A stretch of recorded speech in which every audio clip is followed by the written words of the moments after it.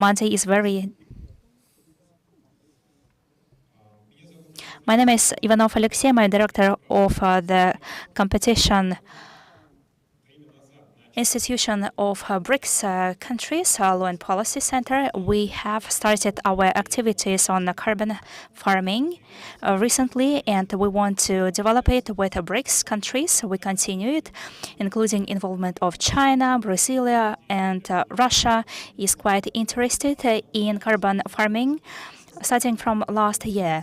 And because carbon farming creates carbon units, it's our today's and probably future important issue. And because we do not have a probably clear understanding how to develop it further, we decided to discuss this topic today. I think that Kazakhstan has got a lot of perspectives in this field. I would like to thank International Financial Center Astana that you helped to organize this event. ESG Club colleagues gave us this opportunity to organize World Investor Week or a day.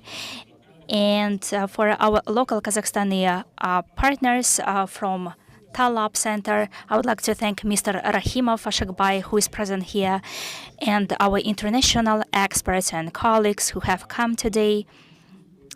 You know that we are a little bit delayed in our schedule, and Mr. Serik Zhumangarin will come at 11 o'clock. Unfortunately, he is at a Prime Minister meeting. Nevertheless, he approved his coming, and we are starting our meeting today with a welcoming speech. One of our hosts, the head from ESG Club, National Club of Kazakhstan, the head of Green Financing Center, Mr. Aidar Kazabayev, please. Thank you very much. First of all, I would like to congratulate all of you because the whole world started World Investor Week, and within 1 week, different people, experts will discuss how to provide available resources, how to improve financial literacy among the population. And today, AFC decided to focus on sustainable development. And first of all, thanks to the support of the Committee of Financial Services, AFSA, we have the opportunity to discuss a lot of issues, for example, financing, carbon neutrality, blockchain, cryptocurrency, and we are going to discuss all these items within 1 week. And there will be 40-50 sessions. During 5 days, there will be trainings and seminars on International Trade Center when people will learn how to verify, how to validate, how to use carbon credits. I would like to thank BRICS Secretariat, Law and Policy Center, BRICS Competition, that you have chosen our platform, and they asked to organize it on the 3rd of October, and at 2 o'clock there will be ESG Investment Forum in the framework of ESG Club. In summer, we set up a ESG Club. It's not a legal body. It's just a club of leaders of Kazakhstan who target their ESG policy, and the task is to promote it for the government, for the country, in order to improve the processes. And today we have 32 companies already here because this ESG system and transformation policy itself is involved in all spheres of revolutions, and we even question it. Could they use it in the corporate sector? And people said that even in the state sector, ESG is an instrument that would decrease corruption risks, that would provide even access to jobs, carbon researches, and so on. And our today's topic is focused on farming. And frankly speaking, Kazakhstan and the involvement of ESG sector in farming is not so high. But I think that in the future, farming sector will be involved better because 24% of all emissions in the world is connected with farming. And we know Fit for 45, it's a strategy that countries by 2035 will increase carbon neutrality in farming because we can govern it. It's not so complicated compared to other sectors. We need to have some tests. That is why before the session with Alexei and other guys, we discussed the issue probably to develop an industry of carbon offsets here in Kazakhstan, where every company will be able to develop different projects, and in 5 times we will start to regulate it. But today, business and companies need to try themselves in this market because carbon offsets market is a very new market with a low level of knowledge. First of all, the government should take a role to improve the competencies of labor in offsets. And another important aspect, that renewables is very active sphere in Kazakhstan, and biogas, for example, biofuel, the production of renewables via bioethanol are one of the costly sectors in tariffs, for example. And that is why we need to think about it in order to include biogas installations in our capacities and to improve its motivation for our business.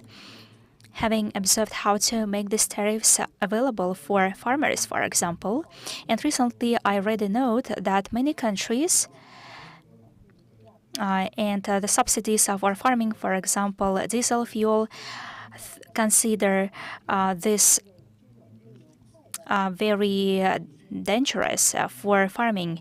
If, for example, there are chemicals, they should be utilized. They shouldn't be dangerous for erosion. And, for example, soil, if it's fuel, there should be a biofuel. That is why we think that this farming will tend to subsidies of low carbon farming or low emissions farming. And today we will ask one of the participants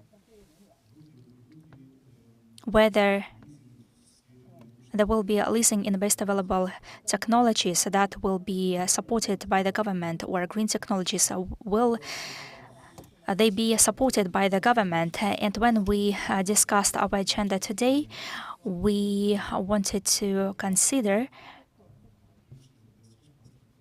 how to achieve best wins in carbon neutrality. In Kazakhstan, we have experts from the Great Britain, from Germany. They will share their experience. Probably we'll set up our project offices where we will adopt different ideas via ESG Club and to implement them not only in Kazakhstani market, but also in neighboring countries. I think we will manage because today in our geopolitical tension situation, Kazakhstan was and is in an island of business stability where, for example, you can adopt different ideas, innovations, knowledge. That is why we are ready to attract international experts, those who used to have different ideas and who failed to implement them in other countries. They will be able to implement them here. I know that you are streaming in YouTube, and those viewers who watch us, please stay with us. Our schedule is quite intense. First of all, we need to answer different questions in order to achieve carbon neutrality and in order not to decrease the Kazakhstani competition. It's not a chase. We want to have a fruitful activities in order to have a good system of project support in low carbon development. Thank you. Thank you very much, Aidar. I would like to add. Excuse me. Of course. I would like to add that not to decrease but to increase the competition, the level of competitiveness of Kazakhstani economy, because carbon units is good in the market, and some countries, for example, earn bitcoins or mining. I think Kazakhstan can improve the mining of carbon units via sequestering. It's very good when a farmer can make money and the opportunity to participate in climate agenda, and at the same time we have many positive effects for both economy, environment, for social development, in order to improve the soil condition and the climate ecosystem in the regions. And moreover, we are here, in ex Tselina. It was a land that was used for farming, and now you can use this land, this soil, for carbon farming. If we improve the demand, it will create a new industry for Kazakhstan, new jobs, new opportunities for international integration. As for international integration, today we have full-fledged international event. One of the co-organizers of this event is International Institute for Applied Systems Analysis, that, by the way, celebrates a 50 years anniversary this year. Let us congratulate our colleagues. They was organized in 72. It's a leading research institution that deals with the analysis of complicated systems. In climate, the analysis of such systems is one of the competencies. As far as we know, it's a modeling of climate processes. It's a very complicated task. International team that deals with climate change, IPCC, works on it in the framework of the UN, and that is why to speak about climate agenda and not to understand that this system is very complicated, it will not be possible to move further. And our colleagues from International Institute for Applied System Analysis are here. I would like to give the floor to them, unfortunately online, but nevertheless, thank you very much, Mr. Albert Jasfeld, who is Director General of International Institute for Applied Systems Analysis. Albert is online. Thank you very much, Albert. This early time in the morning, I know in Vienna it's not yet a working day. And very, very nice to see you. Yeah. You're not from space station, no? You're coming from Vienna, no? Only Vienna, I'm afraid. You're not flying in the space above us. But let's imagine you are there. Okay, so your introductory remarks is very welcome. So the floor is yours. Please, go ahead. Thank you so much. And thank Excellence, the honorable guests and colleagues. EASA is delighted to continue our engagement with the Kazakh expert and policy community. We have had a long-standing relationship with that community, and the prior engagement includes a 7-year EASA project on challenges and opportunities for economic integration in the European and also the wider Eurasian space as a whole.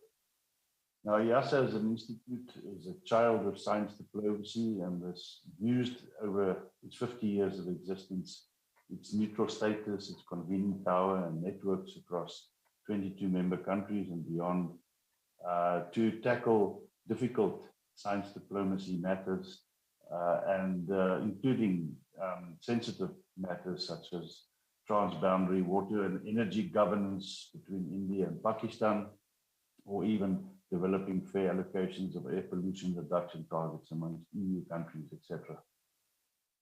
Climate change is a challenge that requires global cooperation and global action, and hence a global coalition.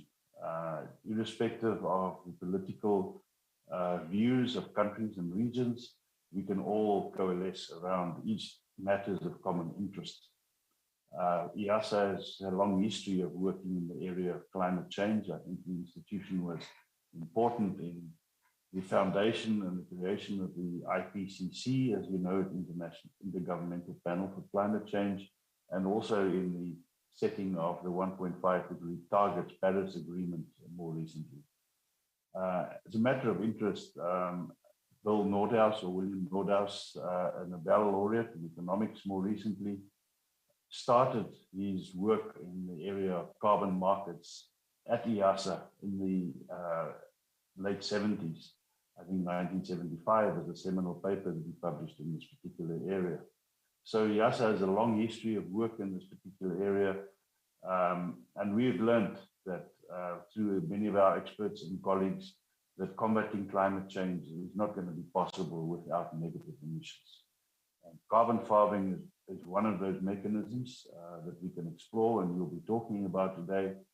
And besides, of course, reversing land degradation, increasing the resilience of ecosystems and providing new income streams for farmers, carbon farming is becoming a really exciting market, and I hope that the Kazakh environment can participate in this space sooner rather than later.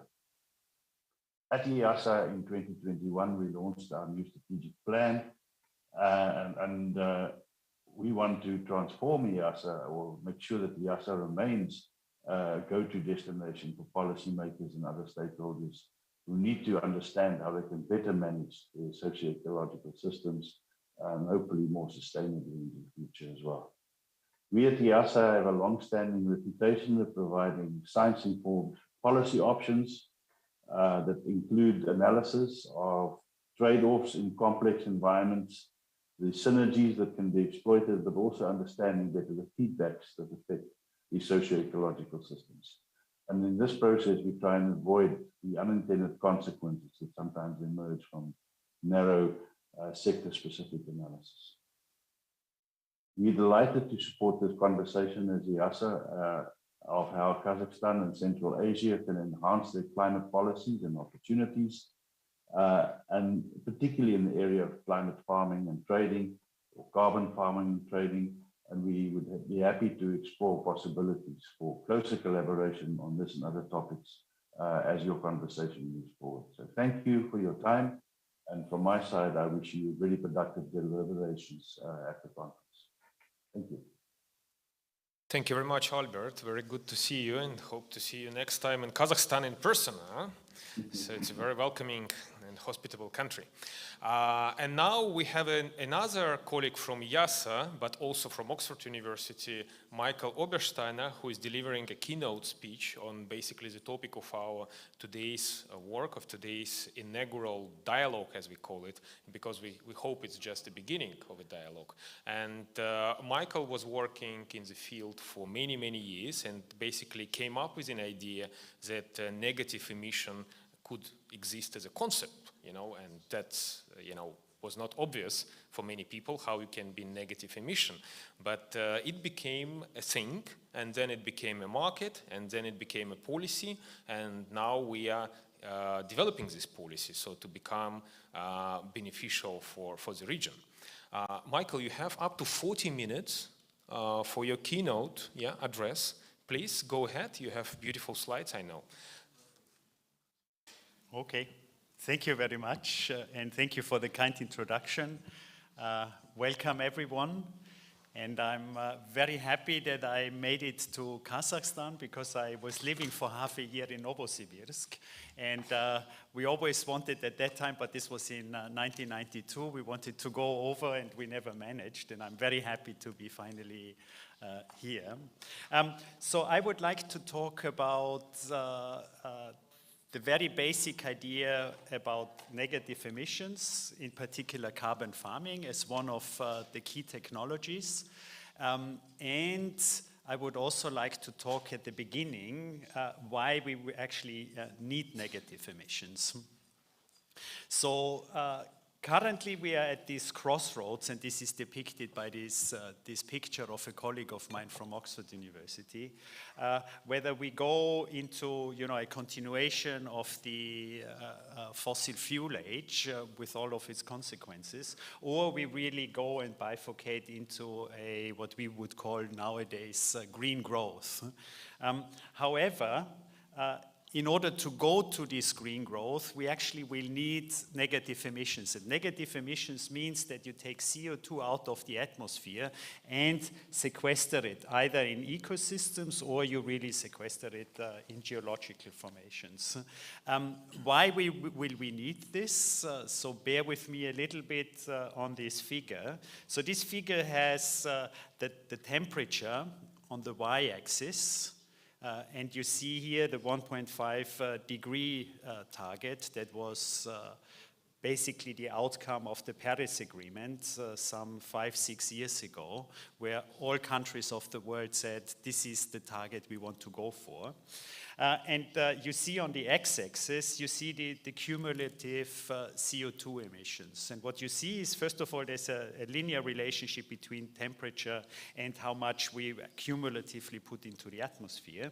But even more important is, if you really want to go for 1.5 degrees, and I put this into this blue box, by 2030, we will have depleted our carbon budget. So this means if we continue, and currently it looks like that we will continue with the emissions, and currently emissions are even increasing, we will have no carbon anymore which we are allowed to put into the atmosphere. So from 2030 on, if we continue, we will basically have to stop all of the CO2 emissions and start to take CO2 out of the atmosphere. And that's, not many people know about this, but it's very close, because 10 years from now, well, 8 years from now, we will actually have to do this in order to reach this 1.5 degree scenario. And even today, we see now that, there are climate catastrophes coming all over the place. We just had in Florida a hurricane, we had a big drought spell in the UK where I live, and so we actually see that climate is actually really becoming a real problem, which some 20 years ago we thought, well, this is probably won't be so terrible. But now we realize that the damages from climate change are much higher than solving the problem from the root cause, basically addressing the CO2 and the greenhouse gas problem. My institute, EASA, what we did is we do a lot of which is called integrated assessment modeling.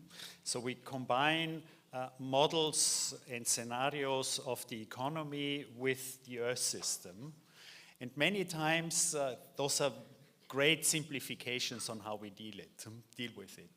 And so, for example, in these IPCC scenarios, so those are the scenarios that informed the Paris Agreement, where we have a scientific community all over the world contributing to these kind of scenarios. We ignored, for example, the melting of permafrost. And we just recently did a calculation about the effect of CO2 reduction strategies, taking into account that we might actually get more emissions from permafrost. And here in this figure, you see the 1.5 degree scenario and target, and the relative change of the carbon budget. So that's the carbon budget is again those emissions we can still do in order to reach 1.5. And here what you see is the budget reduction is actually larger than 100%. And what we found out was that we calculated about the 5% probability that the carbon budget is already depleted today. So this means that we would have, with a 5% probability, we would have to stop CO2 emissions today and start negative emissions. And just imagine, if by 5% you would be run over by a car out there, you will probably not go to the street anymore. However, on an Earth system scale, we still take that risk.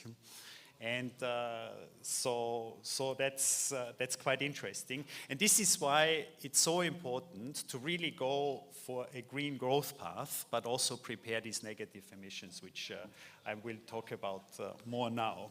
So this is a figure that comes out of these IPCC scenarios and a summary of where the current world is going. So what you see on the x-axis, you see the timeline up to 2100, and on the y-axis you see the emissions. And you see the historical emissions going up, and we are continuing to go further out with the emissions.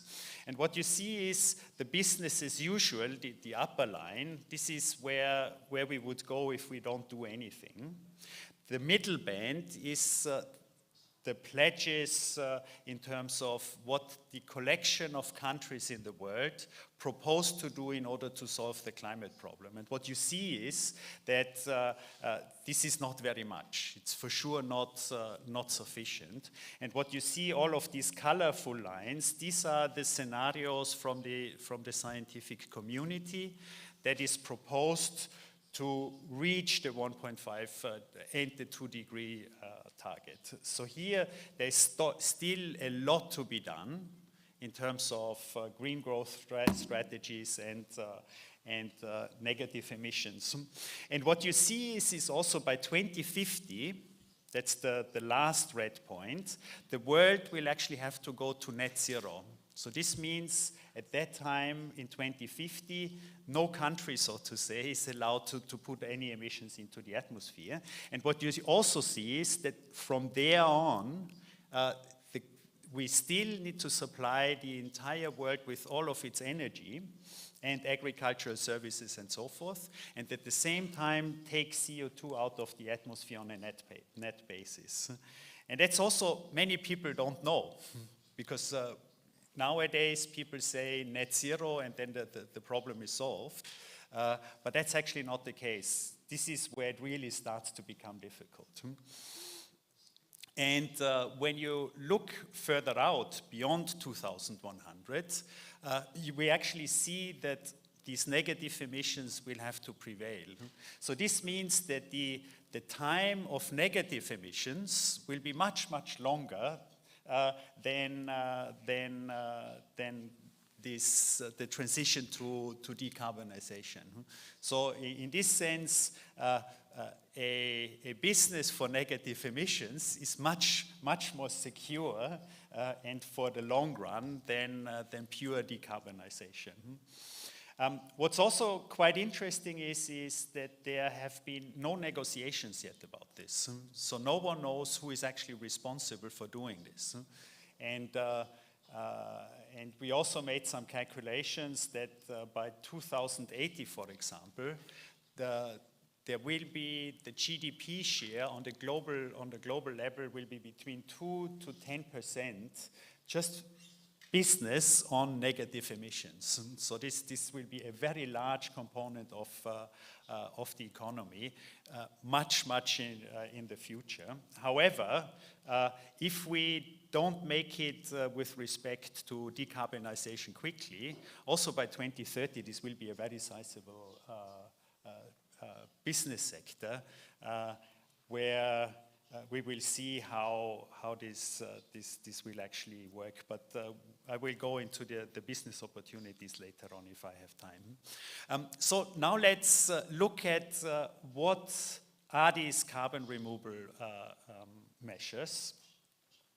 And what you see here is this is a figure also from the IPCC, which lists all of the different technologies that take CO2 out of the atmosphere, and the first two are actually about carbon farming. And carbon farming means not only agricultural sector, but it also means afforestation, reforestation, and revegetation. What we also see is that, so basically just trying to get more living biomass onto the surface of the Earth. The other component is soil carbon sequestration, where you actually try to increase the carbon in the soil through agricultural conservation measures, which could be switching from tillage to no tillage, or, for example, which is more important and more effective, is where you go out of cropland production into grassland conservation measures. But there are many, many practices. I don't have time to go into it. We can discuss later on all of these different measures. Then what you also have is, which is currently in the voluntary carbon market, the most preferred option. Actually, this is biochar. So this means charcoal production. Looks like a very traditional technology. And the biochar, you don't burn it. You grind it up and you put it into the soil. With the consequences that you typically increase soil water holding capacity, and if you inoculate it with fungi, then it also increases the soil microbial activity, and overall the fertility of the soil increases. Then what you also have is bioenergy combined with carbon capture and sequestration. So this is, for example, a plant that is currently working in the UK, where you have wood that is burnt, and then you put on the chimney, basically, you take the CO2 out, you compress it, and then you sequester it in a geological formation. So here, first the tree takes the CO2, you burn it, you take the off gases, you compress them, and then you sequester. So you actually have a negative emission from bioenergy with carbon capture and sequestration. What we also see is in the market that more and more coal-fired power plants start to co-fire biomass. And with the option of carbon capture and sequestration, a coal-fired power plant can actually be converted into a carbon-neutral or carbon-negative power plant. So here, the advantage is you don't have to retire a coal-fired power plant immediately. You can actually convert it depending on what the carbon market tells you in terms of price signals. So that's also a quite interesting technology that makes it onto many markets. Then we have direct air capture. There is, for example, in Iceland, there is a direct capture air capture plant where you basically you filter air, and you through a chemical process you get the CO2 out, and then you sequester in geological formations. This is currently very expensive. However, it looks like that we will get down to competitive prices in the next 20 years or so, where we will see more deployment of those kind of technologies. Then what you have is enhanced weathering. Enhanced weathering is a very interesting technology, which might also be quite important for Kazakhstan, where you take rocks, typically basalts, for example, you grind them up, and you apply them to agricultural fields. And in this way, you enhance the weathering process of the minerals, and they take CO2 out and sequester it. Here again, you have the advantage that you increase soil fertility. Again, with where you introduce silica to the soil. So, for example, in many organic farming systems, you use basalt rock already because it increases the fertility of the plants, but you also introduce nutrients. You can also combine, for example, the rock powder with the biochar, and then you get really a soil enhancement. So this is for especially for degraded soils. This is really a very winning strategy. And then there are ocean-based sequestration technologies I will not talk about. Good. So what do we expect? How will these technologies come in? So here we have this bioenergy with carbon capture and sequestration. In the scenarios, we see that already in 2050, there will be quite a lot of that technologies be deployed on a cost-competitive basis. And we see the middle one, this would be the carbon farming. We also see that this actually ramps up quite early. So there's an early market, which we already see on the voluntary market side. However, the potential overall for the longer run is not as great as the other technologies. And then the more recent scenarios actually tell us that these direct air capture plants, and I put the picture there of the one in Iceland, will also make it. Good. So let me now go into where we stand with respect to what countries propose to do on the land use side. So here you have a picture of the national. So again, here you have the emissions on the y-axis, and on the x-axis you have the time. So if you sum up all of the emissions from the countries in their national reports, we actually see that there's an expectation that the emissions still go up.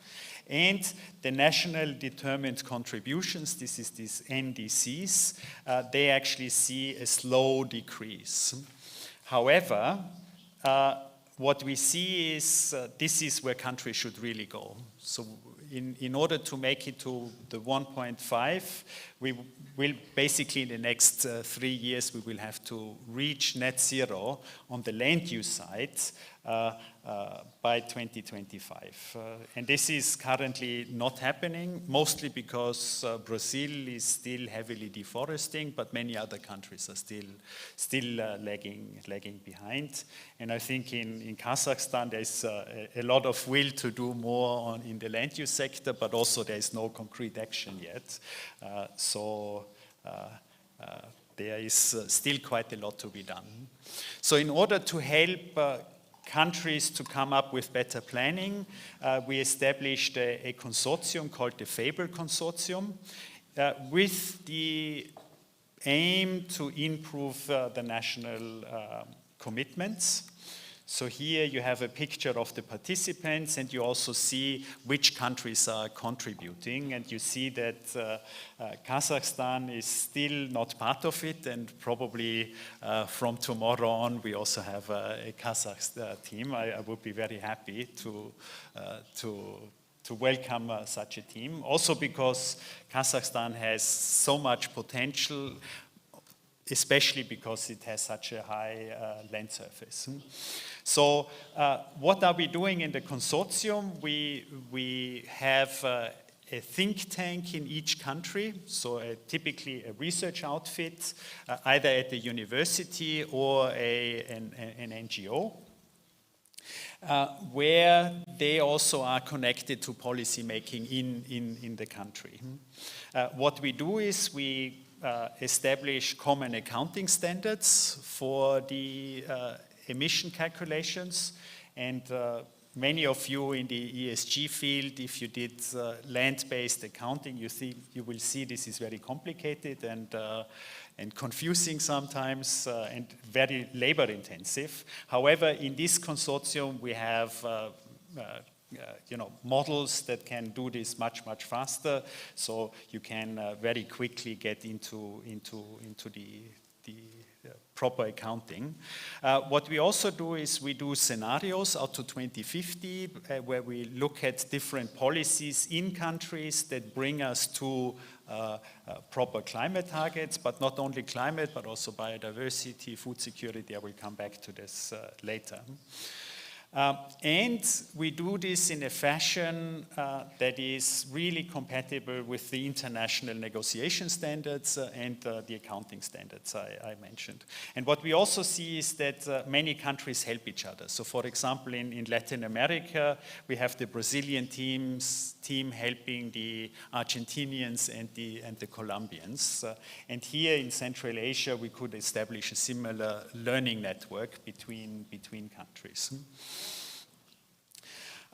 So what are we doing? We first start with setting up global targets, and I will come back to those. Then in the second step, we calculate these national pathways.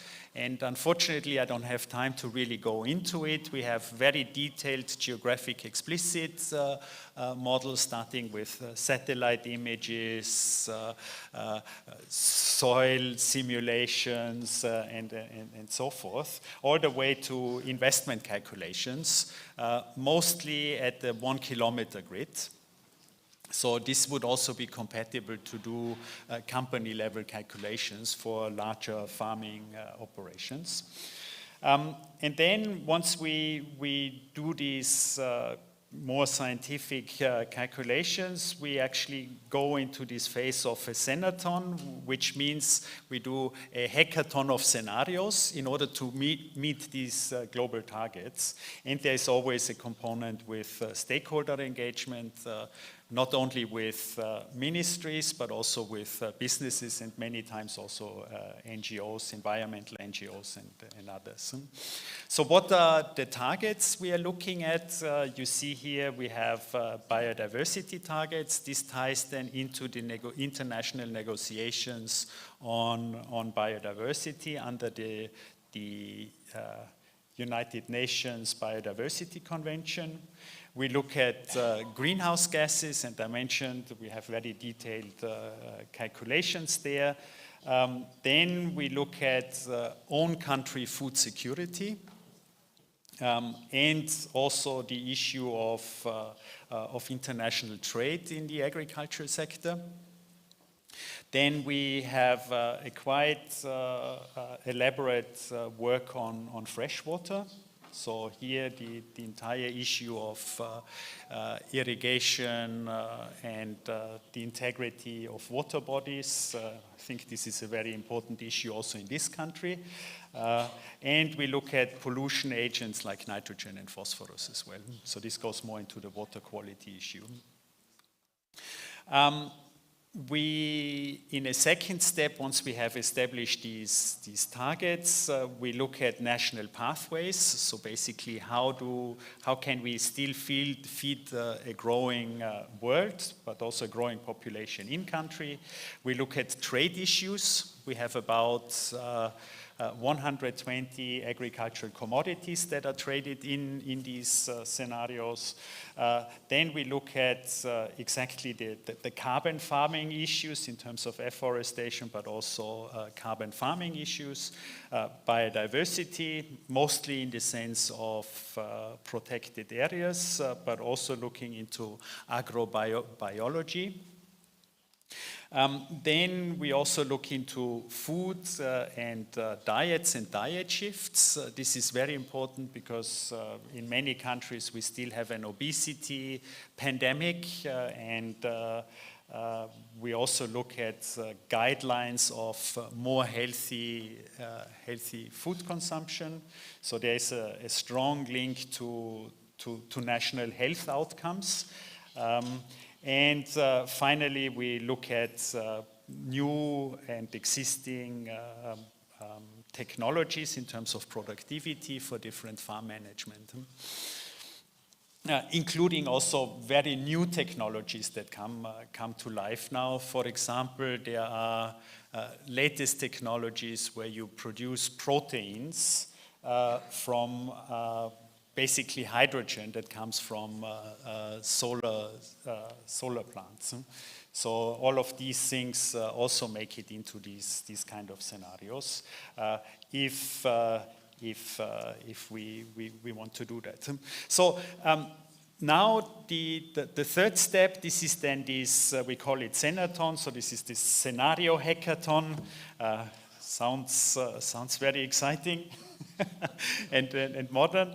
So basically what it is, you have the different pledges at the bottom from the countries. Pledges means deviations from the baseline scenario. So in terms of what kind of policies do countries bring onto the international scene in terms of afforestation, restoration projects, and so forth.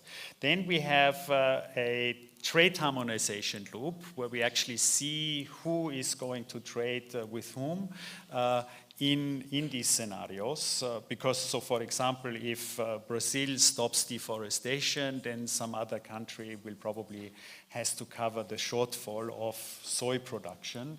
And then another country takes over. And then this is the third loop. We actually have then a global dashboard, and we see how the country contribution actually make it to meet these global targets like the 1.5 target, or a biodiversity target, or sometimes we also see that countries have problems with food security because they don't get the import they were actually anticipating. So, so we run this in a loop. Typically, we run this in 2 weeks or one month with all the country participants till we actually reach global targets and countries are satisfied with the trade balances as well. So these are typical outcomes. So I just put here the greenhouse gas emission result. So you basically see a very optimistic on the top baseline scenario, and then you see here the different countries that contribute to the emission reduction. And you see that here in this scenario we have quite sizable emission reductions coming from mostly, in this case, Brazil, but also India and other countries are participating quite strongly. One country from this region, we only have the Russian Federation at the moment. You probably remember the figure there.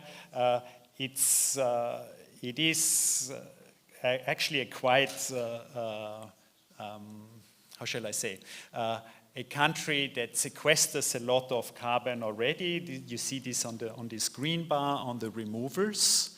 So here, this is what the biosphere of Russia takes up.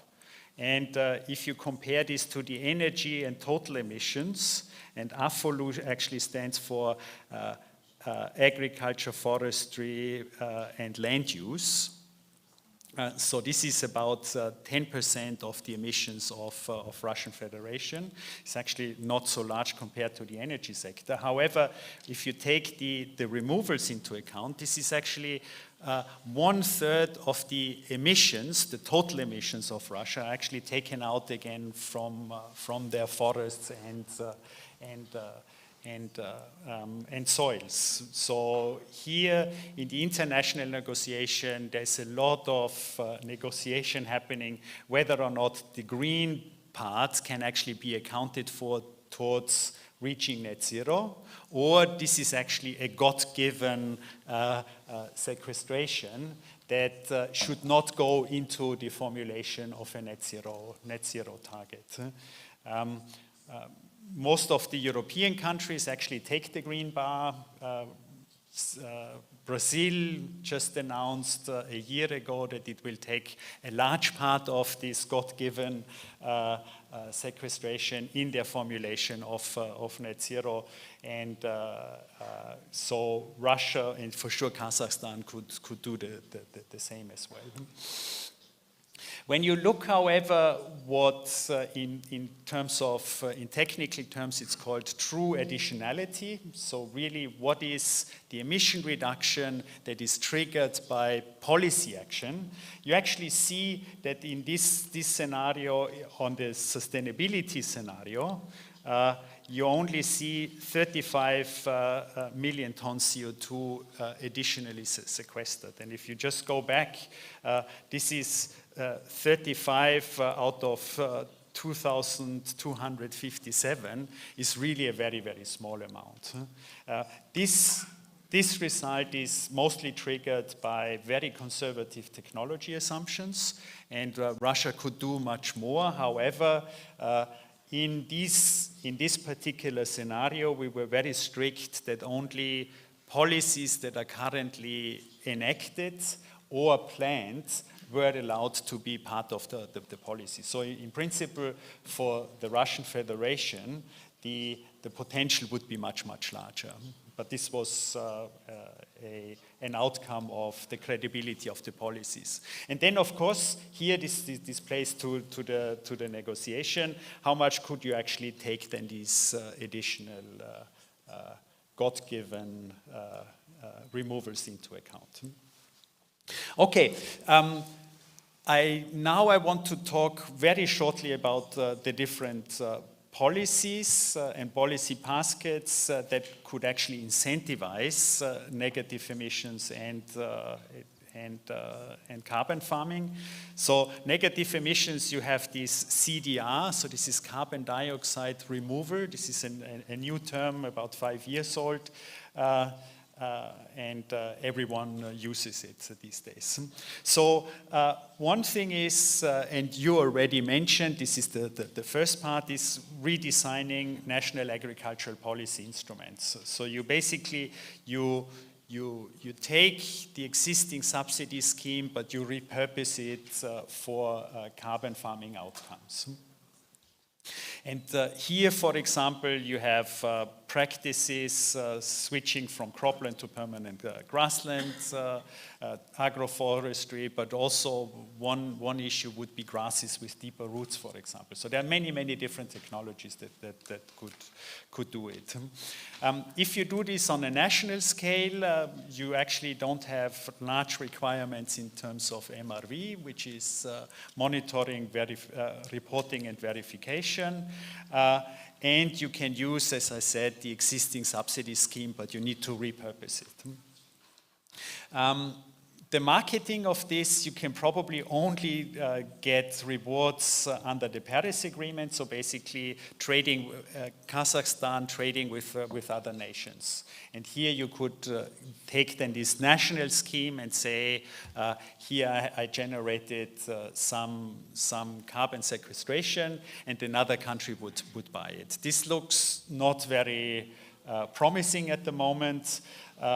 And the maximum you can expect is that you can calculate this additional sequestration against your net zero target. But the marketing perspective is not that great. The other thing is carbon removal markets, which are either fungible or not with emission trading systems. So here one could, for example, think about an emission trading system within the country or in a larger region. And the question there is currently, do you want to have a separate carbon removal market, or do you really want to integrate it with the normal emission trading system, where basically fossil fuel emissions are offset by negative emissions? Here, well, maybe we can go into the more discussion on this in the discussion later. And then there is the voluntary carbon market. And in the voluntary carbon market, you have buyers from aviation, industry, net zero commitments. I will come back to that. And what's very important is you have very different standards that do the crediting of these activities. So I just listed here Vera, VCS, gold standard. There's also the LEAF standard. So here you need to select which kind of standard you want to comply to in order to be active on particular voluntary carbon markets. So what's one big demand on the voluntary carbon market comes from company level net zero pledges. So here I just selected all of the big fossil fuel companies. And you see in this database, this is a database we at Oxford University are establishing, where we just look into all of the company reports and see whether or not they have a net zero target and when it's actually going to be promised. And we come up with an estimation of how much demand there would be in terms of buying offsets, especially from carbon farming credits. I also looked up Kazakhstan, and I only found one bank, and I just put it very small at the end. So there is in our database, and the bank doesn't have a target yet. So here, I hope we can rectify this and actually get through your information and update whether or not Kazakhstan can actually participate much stronger in these voluntary carbon markets. What are currently the prices? You see here the compliance market prices. I just downloaded this yesterday. You see European Union, quite high prices, 66, and on the voluntary carbon market, and here the most important one is nature-based offsets. Here we have currently a price of $8 per ton. So $8 per ton on a switch from cropland to grassland, you could actually be competitive already. So there are real opportunities out there. Also, given when you look at how high the prices were, they were already at 15 before we slid into this major crisis now. But the prices will for sure go up. Also because the voluntary carbon market from these sectors is just starting. So there will be massive amount of demand in the next 5 years or so, where we actually currently don't know where do we get the offsets from. Currently, the biggest problem is sourcing of offsets projects for the voluntary carbon market. What are the typical issues you need to worry about? One issue is additionality. So this means what's the baseline and what is actually your action. So the biggest problem at the moment is that the most competitive carbon farming projects currently would be avoided deforestation, so mostly sourcing from Brazil and other countries. And there, most of the deforestation is happening illegally, and this doesn't qualify as an additionality. And so most of these credits don't occur. And this is mainly because the standards are written in such a way that illegal actions would not qualify. So this would be good news for grassland-based carbon sequestration in this country. The next issue is permanence. So this means that once you have CO2 or carbon in vegetation or soil, this is not necessarily permanently sequestered there. So, for example, if you have a warming climate, then it would actually go up. Or if you start to plow it again, then it's up there again. And what you typically have then is you do temporary carbon credits. So you basically assume a rental contract for a certain period of time, let's say 20, 30 years, and you just rent the carbon that is sequestered in the soil. These temporary carbon credits typically come at a discount, let's say 50% less price you would get. The next issue is aggregation. So if you are a carbon farmer, and you just work with your own little land, and you don't benefit from, let's say, for example, on the monitoring and verification from others, then the costs are typically quite high. So what we are currently looking at is that we bundle carbon sequestration or carbon farming projects into larger instruments. So here, this could be that within Kazakhstan, you actually have an aggregator, and an aggregator organization that collects the carbon credits from individual farms and then sells it on the market, especially in order to bring the transaction costs down, and we can probably look at that later on.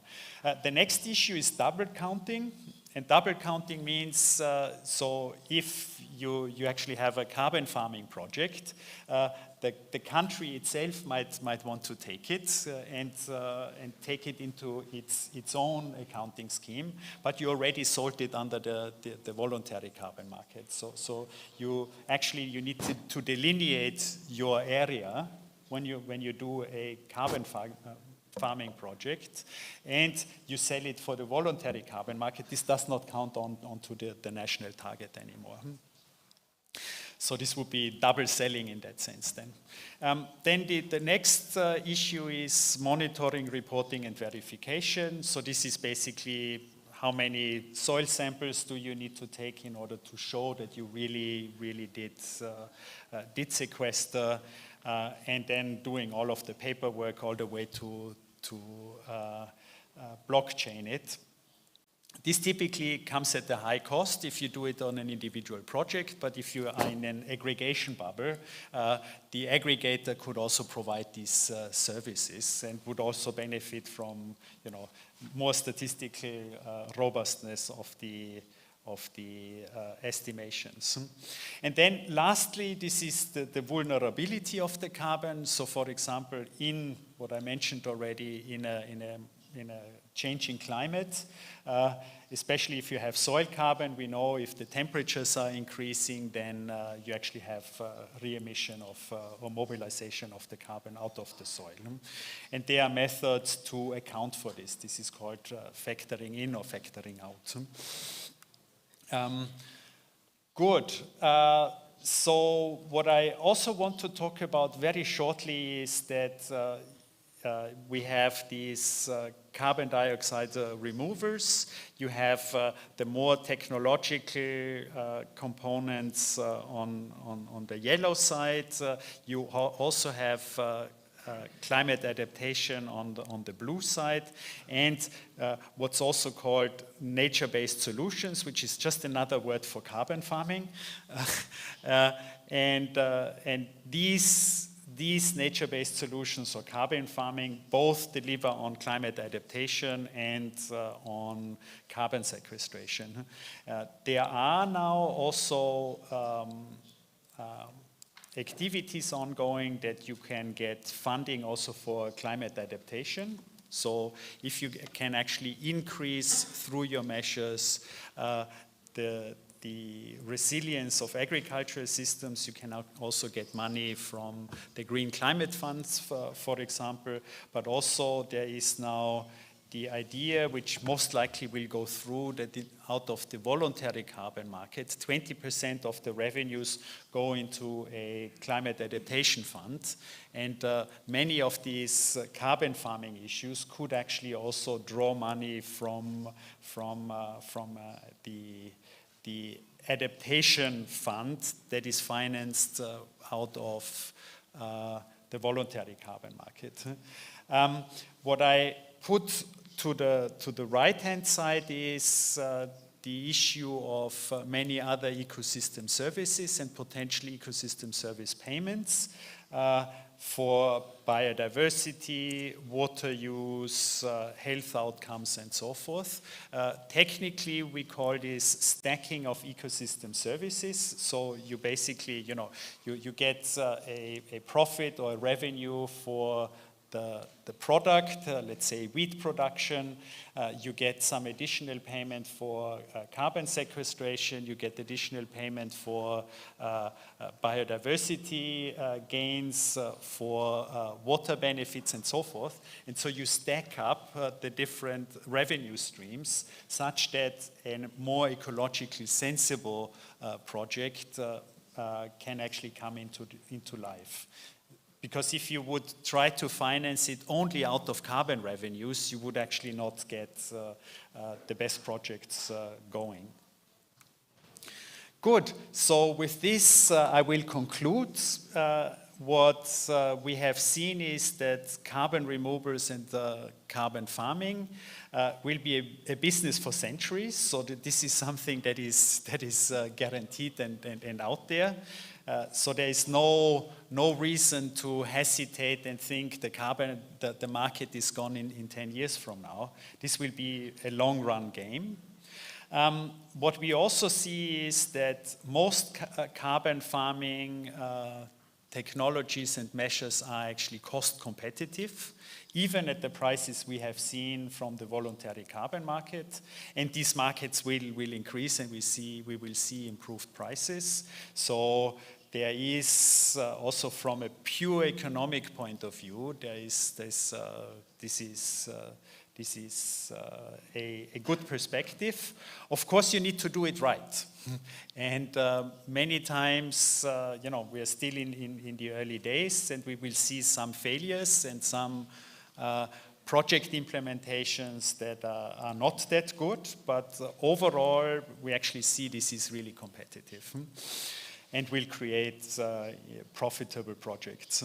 And finally, something I did not talk about too much is carbon farming can also be flexibly combined with industrial and chemical CDRs, carbon removal technologies. So we mentioned already the biochar, but we also have carbon capture and sequestration, and very important also enhanced weathering. Which can, if the prices are higher, can just augment the power of carbon farming implementation projects. What's really interesting is you also have, in this case, a financial risk mitigation measure inbuilt. We can talk about this a little later. And if you add these things on top, so for example, if you take some of the biomass and do carbon capture and sequestration, you also hedge against the permanent risk, which we were talking about. So with this, I would like to conclude my contribution and just say it's really high time to develop this new industry of carbon farming, and I invite you to participate. Thank you very much.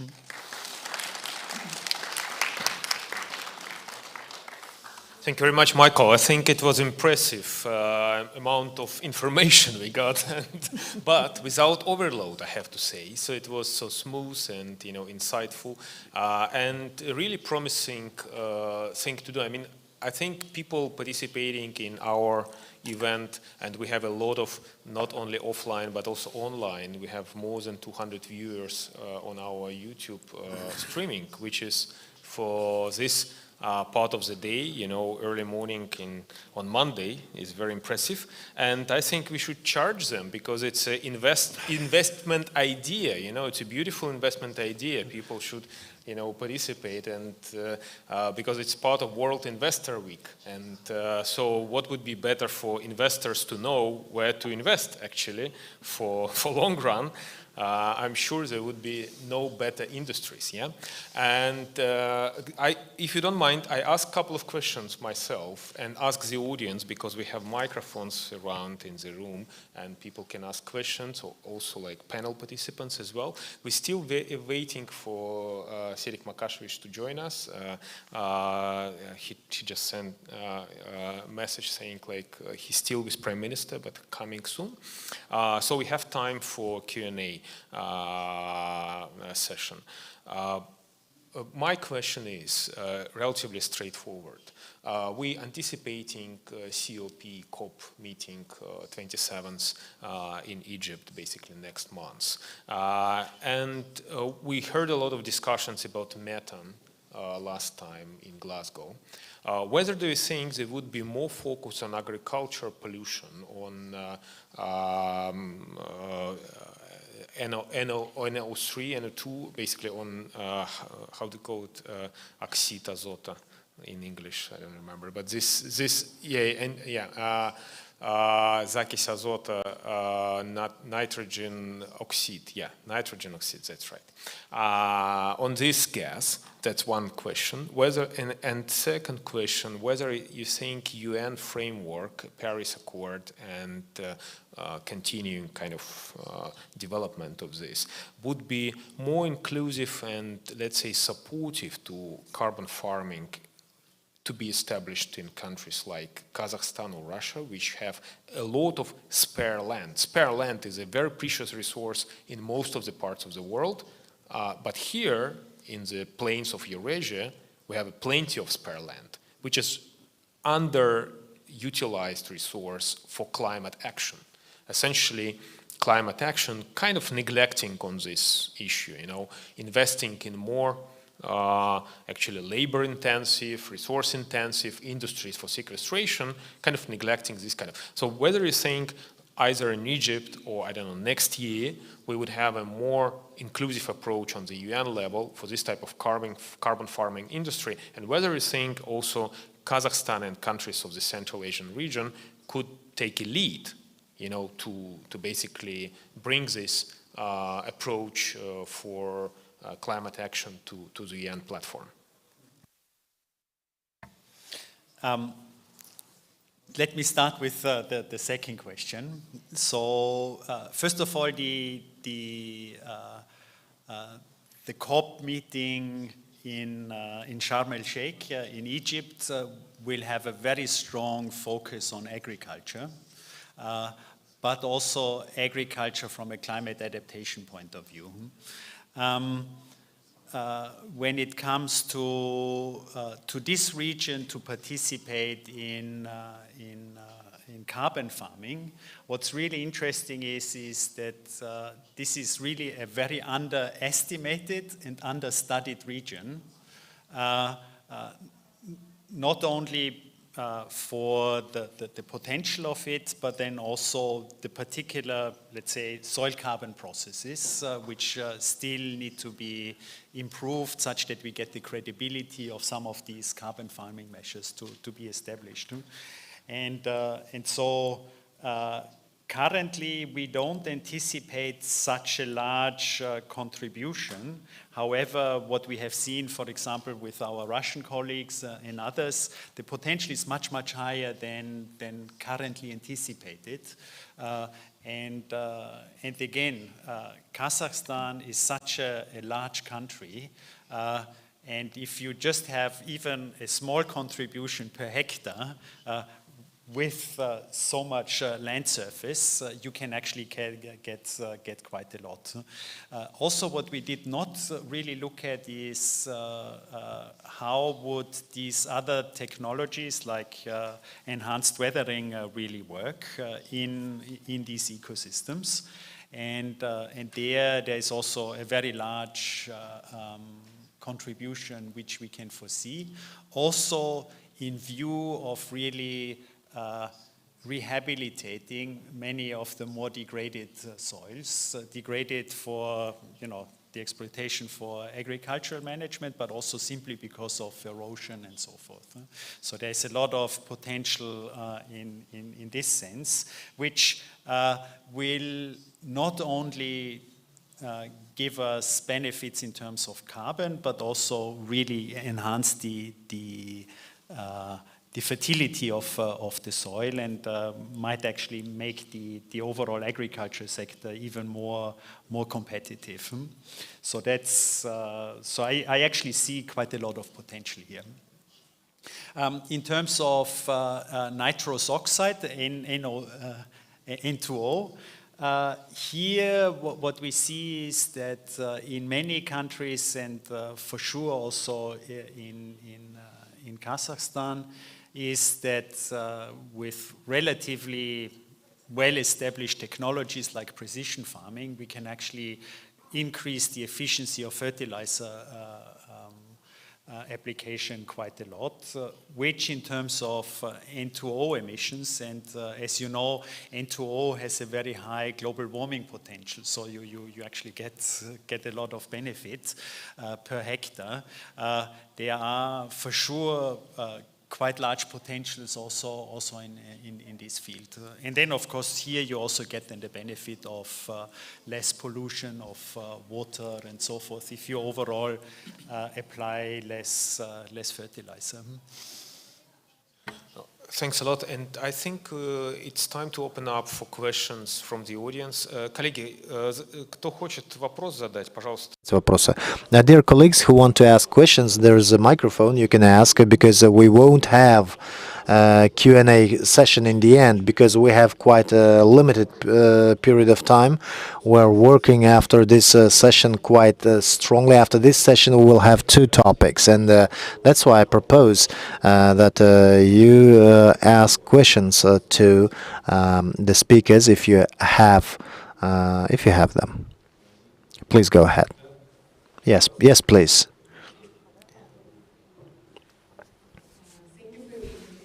I have one question. What do you think? Здесь просто можете представиться тоже, чтобы... Да, спасибо. My name is Aida Maksud. I'm a director of the company SSDC, the greenhouse gas verifier.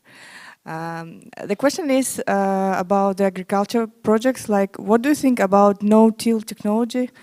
What the potential of the in terms of carbon? Yeah, like when you do the projects regarding when you save the carbon into the soil. So because there is no project in Kazakhstan yet, but we are interested in that kind of like in developing that kind of project, like building the farm where it's going to be no-till technology. So by applying this technology to save the carbon into the soil. So this is the question. Thank you.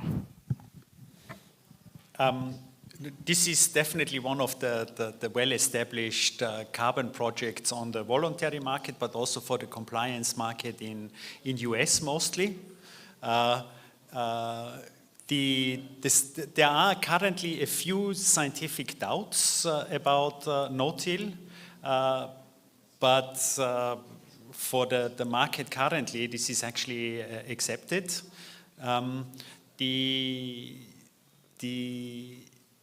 The amount of CO2 sequestered really depends mostly on the degradation state of the current soil. So if you have very low carbon content today, then you actually get quite a lot. If you are in the situation that you have a good soil, then you will actually not see so much. So this is a technology or a project proposal for the rehabilitation of currently more degraded soils. So here you would also see then these co-benefits with higher yields later on. So, and I'm not very knowledgeable about the state of degradation of agricultural soils in Kazakhstan. I gather that there are certain problems, and there is probably quite a lot of potential, but I'm not aware of a single study that would actually calculate the potential of how much you could actually generate in terms of carbon credits. So hopefully later on we can discuss a little more what your assessment would be. Okay, thank you. Коллеги, еще вопросы есть? Questions? No? If we don't have questions, so I would go to our another international speaker who had a lot of experience dealing with desertification. As you know, carbon farming technology can actually help to fight desertification, which is a huge challenge for different parts of the world and for this area as well. When you stop, cultivate land or you cultivate them too much, you finally turn it into desert. That's what's happening. And there are very few incentives for businesses to fight with desertification when they just, don't have any economic incentive. So just for, benevolent reasons, they very rarely do this. But carbon farming can create a set of incentives and motivation to fight desertification and actually earn money out of this.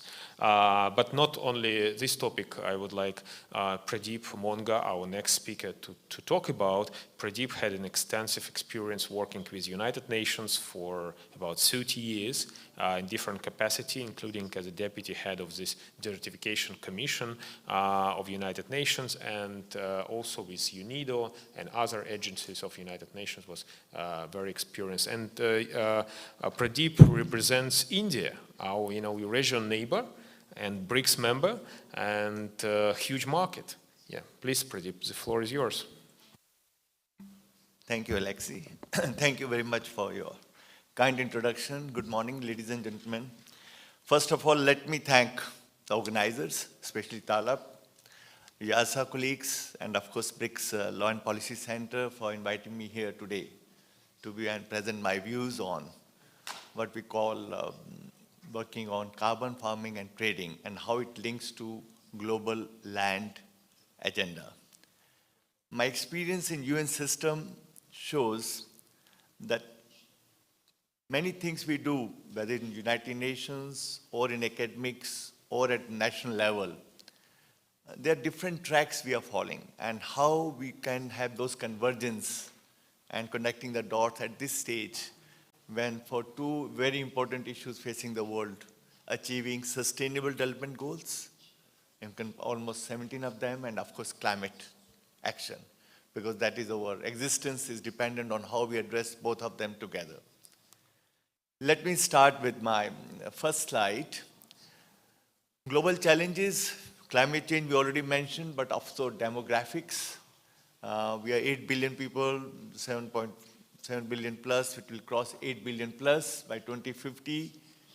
And remember, 1 billion additional people coming on board in next 20 years plus, but land is finite. We have same agriculture systems, we have same farming systems, but we have to find food for that, 1 billion people. We have to really see how we can have water management, water stress issues, besides, of course, other goods and services we need for our lives. And that's where I believe that important thing is, while this conference and this event is focusing on climate change, it's time we start looking at all these three global challenges: climate, biodiversity loss, and land degradation together. Because if we deal with them in separate tracks, normally, unfortunately, in UN system also we have different conventions, we miss out the larger picture. Because even if action at the ground level requires very specifically on carbon removal, adaptation, and others, but unless we keep on win-win situation for biodiversity as well as for land, we are missing out the larger picture. So we can address one issue, but then other issue will remain, or even it can get compounded over a period of time. That's where we feel that climate, which is morely on carbon side, and nature agenda, they are two sides of same coin. So please keep that in mind. And of course, we always talk about net zero by 2050. I would like to add this word, nature positive. We want to go for 2050, let's go net zero, nature positive. Because if we don't have nature positive, we may fix carbon. And of course, Michael has given excellent presentations, the scenarios, and that's we all get excited. But somewhere, if we are not nature positive, whether it's on the biodiversity or land, we'll again start in a very big way, not only to fix climate, but also to fix our livelihood systems, on which life support systems on which we exist. So this is very important. And that's where, when we look at outcomes, action, and results, my request to all of you present here, the policymakers, industry, and the general public, please look at that more in totality. Let me give you a very small example why land matters. You know, when we talk about land, we talk about air and water. Those things can be recyclable and they're unlimited. But land is the only finite thing on this world. And that's why it's somehow forgot. Of course, you are in a very good situation in Kazakhstan. My first visit, beautiful country. Here, the land is not an issue. You have almost 279 million hectares of land, and you have hardly 20 million people. Large land, but land is a very big issue in most part of the world, especially in developing countries. And out of which 25% of total land area at the world level, 2 billion hectares of productive land are degraded worldwide, out of which at least 500 million hectares of degraded lands are abundant agricultural land, which had been used otherwise. Over agriculture, intensity, drought, desertification, mining, oil companies, all together, or infrastructure. And as we speak, 12 million hectares of productive land get degraded every year. And that's cause of concern for all of us. And of course, it is established now, land degradation disturbs supply chains at all levels, food, commodities, water, carbon. And of course, in UNCCD, where with my last position as Deputy Executive Secretary, we really looked at a new paradigm, which is how to achieve, we say carbon neutrality. Here we have introduced this concept, land degradation neutrality. It is simply a concept where we're looking at land use, the land use changes, land, agriculture, and of course forestry, all these sectors together can really contribute as a part of solutions with up to 35% of global GHG emissions. So this is a huge, land is a part of the problem now, degradation, but it can be also very much part of the solution to address climate change. So that's where we need a very balanced land degradation neutrality approach, which anticipates future land degradation as we reverse past degradation. In fact, LDN is where it works best is it considers trade-offs between different competing interests and resources across landscape and ecosystems approach.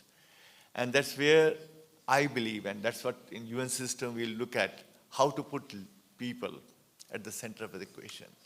In fact, I feel very much amused that we have very good discussions even in UN conventions, but people come the last when we discuss with them because they get impacted most. And I'm talking about vulnerable societies, sections, women, youth groups. So I personally believe that when we talk about land degradation neutrality, and that's where land and agriculture, forests really get equated, is we deal with people first. We put them at the center, not as a part of the solution, but also provide solution for that. And that is where we feel that we need land, climate, and balance for ecosystem restoration.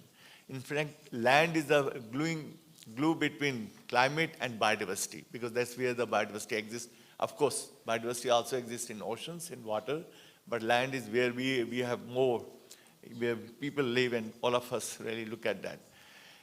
Before coming to this event, I looked at where these are countries. We have this land degradation neutrality targets by all countries in the world.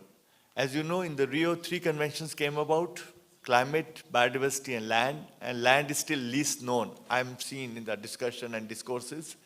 And although it is very important, relevant in the present context, fortunately, I found that Eurasian countries, and especially Kazakhstan, has already have a LDN target in place, which is very, very good news for all of us, that a country which has taken a leadership role already to set up a land degradation neutrality for itself. As of now, 122 countries have committed LDN targets, 60 countries validated targets, and 25 countries have adopted by the government. So Kazakhstan is among these 60 and 25 already. So that's a very good news for all of us. Now I looked at Kazakhstan more carefully. Total land area, 272, not 290, 272 million hectares. And remember, as of now we speak, 36% of this land area is degraded in Kazakhstan. I think Alexei already explained in the beginning, and whether we talk about agriculture or we're talking about farming and intensive grazing, 36% of this total land is already degraded. 48 million of that hectares got degraded last century alone.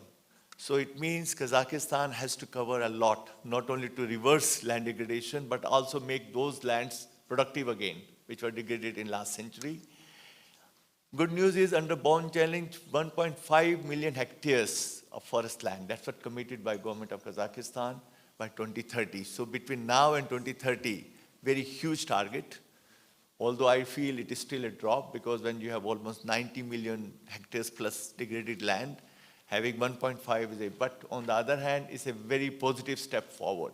And I'll explain you why it is so much important, not only from climate point of view, but also for social and economic stability of Kazakhstan. Land degradation, neutrality, and eco-restorations, I feel if they go hand in hand, that's where the major benefits will come, co-benefits will come, multiple benefits will come for Kazakhstan.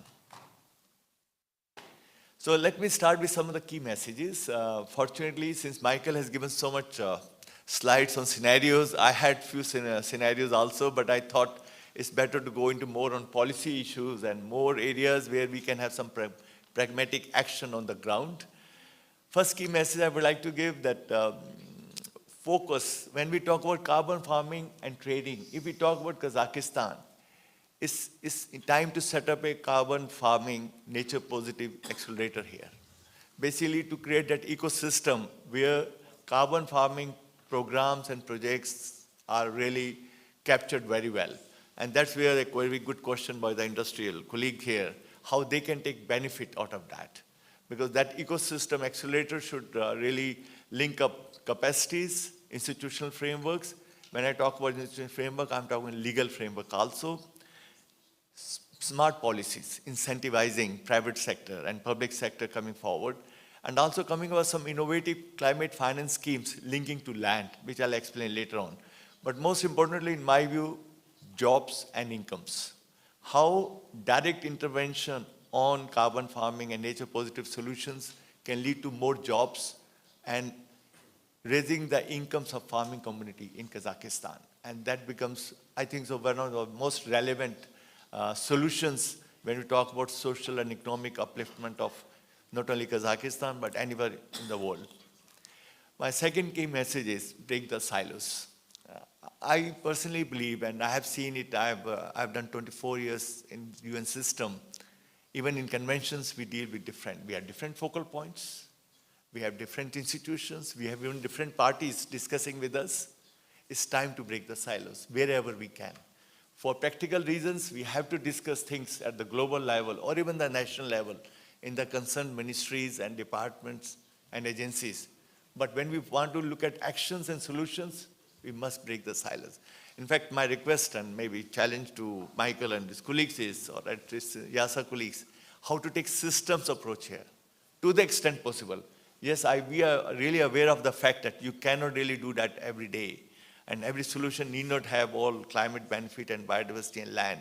But we must break the silos wherever they can, especially for the policymakers. Because that's where when they take the leadership role, at the Deputy Prime Minister level or the minister level in Kazakhstan, they must keep in that mind that even if ministries may be different, Ministry of Agriculture, Ministry of Economy, Ministry of Finance, but solutions must break the silos. And we must connect the dots wherever we can. Take holistic approach because I feel to the extent possible, all interventions should have more than one outcomes. Not only carbon removals like CDRs, but you should have nature positive. Somewhere forest is increasing, somewhere LDN neutrality is being received. It's a very good example is, if an oil company, Kazakhstan, I take an oil company or mining company, you are a rich country, resource-rich country. If they want to set up $3 billion or $5 billion project in next 5 years, maybe 3%, we in UN system say 3%, it can be 1 to 3% of money should go on land restoration, LDN neutrality. Carbon, they will do it because as part of the international conventions. But can they really put part of their profits or part of their project cost itself in the beginning, that land they're using for the oil or mining exploration should be addressed and make productive somewhere else in Kazakhstan? Because that itself becomes like mainstreaming land degradation neutrality as part of the economic activities in Kazakhstan. And that is we are not talking about rocket science here. We are simply talking, connecting the dots here. And that's where the multiple benefits come. And that's where, like, I firmly believe that landscape restoration approach is what we are looking at. And we should be working on. My third key message is, instead of taking a small, silos approach or really looking at the farming. Michael talked about aggregators and others. Time has come that if we want to have economies of scales, if we want to have private sector to move in, the markets to move in, whether it's from carbon side or from LDN side, we should be talking about more regional and sub-regional approach in Eurasia. And why I'm saying so, because this is a time where Kazakhstan can take a leadership role within this region very clearly. And because of the advantage of landscape restoration approach, which requires watershed approach, which requires land, water, food security, and food agribusinesses all together coming in that stream. And that will unlock regional potential. For that, we need some regional policies. We need some regional agreements. We need free flow of information. We need free flow of knowledge management and, of course, capacity building of those nations which are not ready yet. And perhaps, given the skills, knowledge, and the institutions in Kazakhstan, and, of course, Russia together and other BRIC countries, you can really move forward very fast on taking a regional landscape restoration approach for multiple benefits. My fourth message is, it's time to really look at public-private partnerships and come up with some innovative climate financing tools, since we are talking about carbon farming here. And of course, Michael said that carbon farming and nature-based solutions are same. Absolutely right, they're similar, but we still say they're two sides of the same coin, because nature-based solutions are slightly larger than carbon. I'm very frank, carbon farming. We are talking about industry here, we are talking about biodiversity conservation here, we are talking about creating agroforestry basis for the land. We are talking about soil organic carbon, but not from the climate point of view, but also from production point of view, from the agriculture production point of view. And that's where this becomes very important. One of the challenges we are facing in climate change discussion and also in land grazing neutrality is on sustainability of supply chains. We talk about productions and consumptions both together, very, very important, especially on supply chains. How to decarbonize supply chains. And most of the supply chains which are very important for most of developing countries or even rich countries like Kazakhstan or middle income countries is agribusiness supply chains, food supply chains with a large potential and scopes are there. And we are proposing here, based on my experience, UNCCD set up a land gradation neutrality fund at the global level.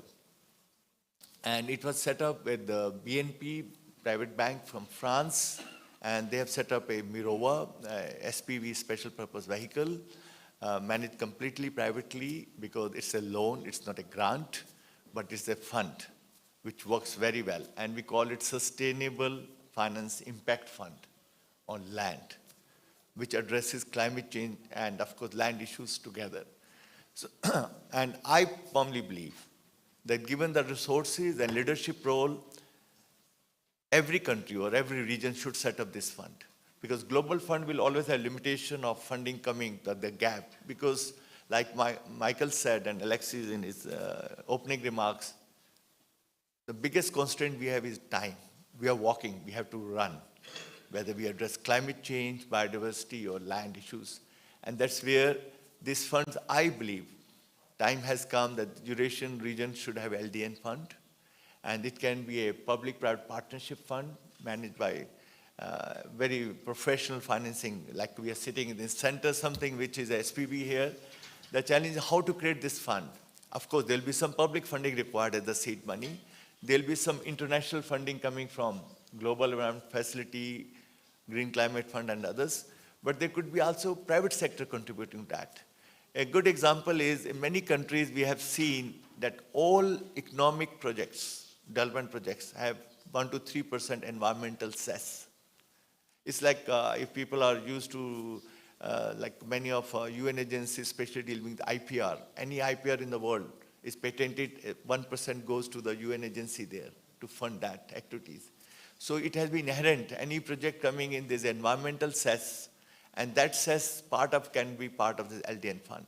But it can be, again, can be a hybrid approach because it can be loan and some grant to really prepare for it. And I do believe that if properly done, Land Degradation Neutrality Fund can do a lot in Kazakhstan, given your vast 90 million hectare area degraded land, how to make it productive. Even if to make 10% of that or 20% of that between now and 2050 will be huge contribution not only to Kazakhstan and to this region for food security, water management, ecosystem restoration, but also to climate solutions, which Michael has already done very well. In fact, if some of these things start moving, Michael may come up with a new scenario in 5 years down the line, where Kazakhstan contribution towards this voluntary markets will increase maybe tenfold. Second, a new instrument is come up, we call it sustainable land bonds. This is still in making with UNCCD, with Earth Bank and some other private companies. I cannot share more details at this stage because they are not public yet. But this is basically using blockchain, linking to MRV, and where the land projects can really contribute. And here the best thing is the funding, the profits are shared directly with farmers. It doesn't go to the government, it doesn't go to the intermediary, it goes directly to farmers. So I feel very excited when we have such potential of instruments now where we can help those farming community directly on the nature-based solutions or regenerative agriculture practices or land restoration practices, they are doing it. In fact, I feel for TALAP and others, this could be a very good area to that, because I can see a lot of scope for sustainable land bonds in Kazakhstan and Eurasia. And this is where we need some more study to be done and look at the potential, unlock that, because this could be a very good way of bringing private sector funding, but benefiting the farming and agriculture communities directly. Of course, some part of it always go for policy and other side. And third area, which I have seen in India, China, especially in my experience there, we call it land solar plus. When you have vast land areas, which are degraded land, and productivity comes in gradually, one of the thing is how to bring in water management and landscape restoration approach. And that's where the solar energy systems becomes a very initial way of not only to provide energy security, but also to provide solar for water irrigation, solar for pumping, solar for local communities' electricity. Of course, it's like double gains for the local communities. They become carbon neutral, or basically those communities, including the institutions. Only thing is we have to be a bit careful when we bring in the solar, how that groundwater is not depleted very much in those plain areas, but in hills, of course, that's not a challenge. But land solar plus can have huge potential. It means bringing land restoration practices along with renewables, especially solar. In fact, it was mentioned by Alexei and others that also bioenergy becoming a biogas, and our speaker mentioned, I mean, how bioenergy and solar could really combine with land restoration efforts, having land degradation neutrality. But I do believe because of temperatures and water scarcity, bioenergy has some limitations, especially biogas systems. Although, of course, bioenergy as a CDR can be a very good approach, what Michael mentioned. But land solar plus as a large program could be a very, very interesting way to look forward on that approach.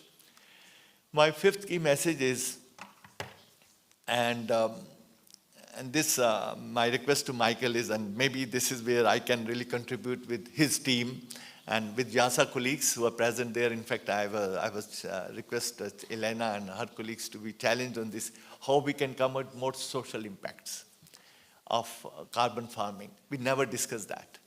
Because after all, why we are doing it? We want to save the planet, but we must also save the communities. Communities may not live 50 years, 100 years. We have a lifespan.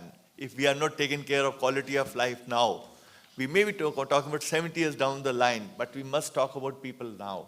And I'm not talking about Kazakhstan in general, I'm talking about whole world in that sense. So it means we must look at how jobs are created when we do carbon farming and land degradation neutrality. In UNCCD, we worked out that every 10 hectares of land restored creates 2 direct jobs. It's validated. It can be indirect jobs, and sustainable supply chains of agro-business will be much larger. I'm talking direct jobs.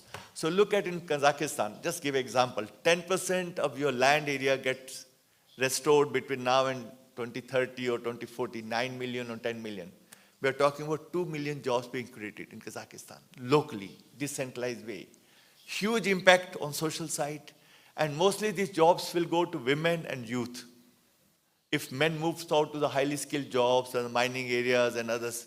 So because in this, look at the potential of bringing stability to the families, migration will stop because people, income levels are getting increased there itself.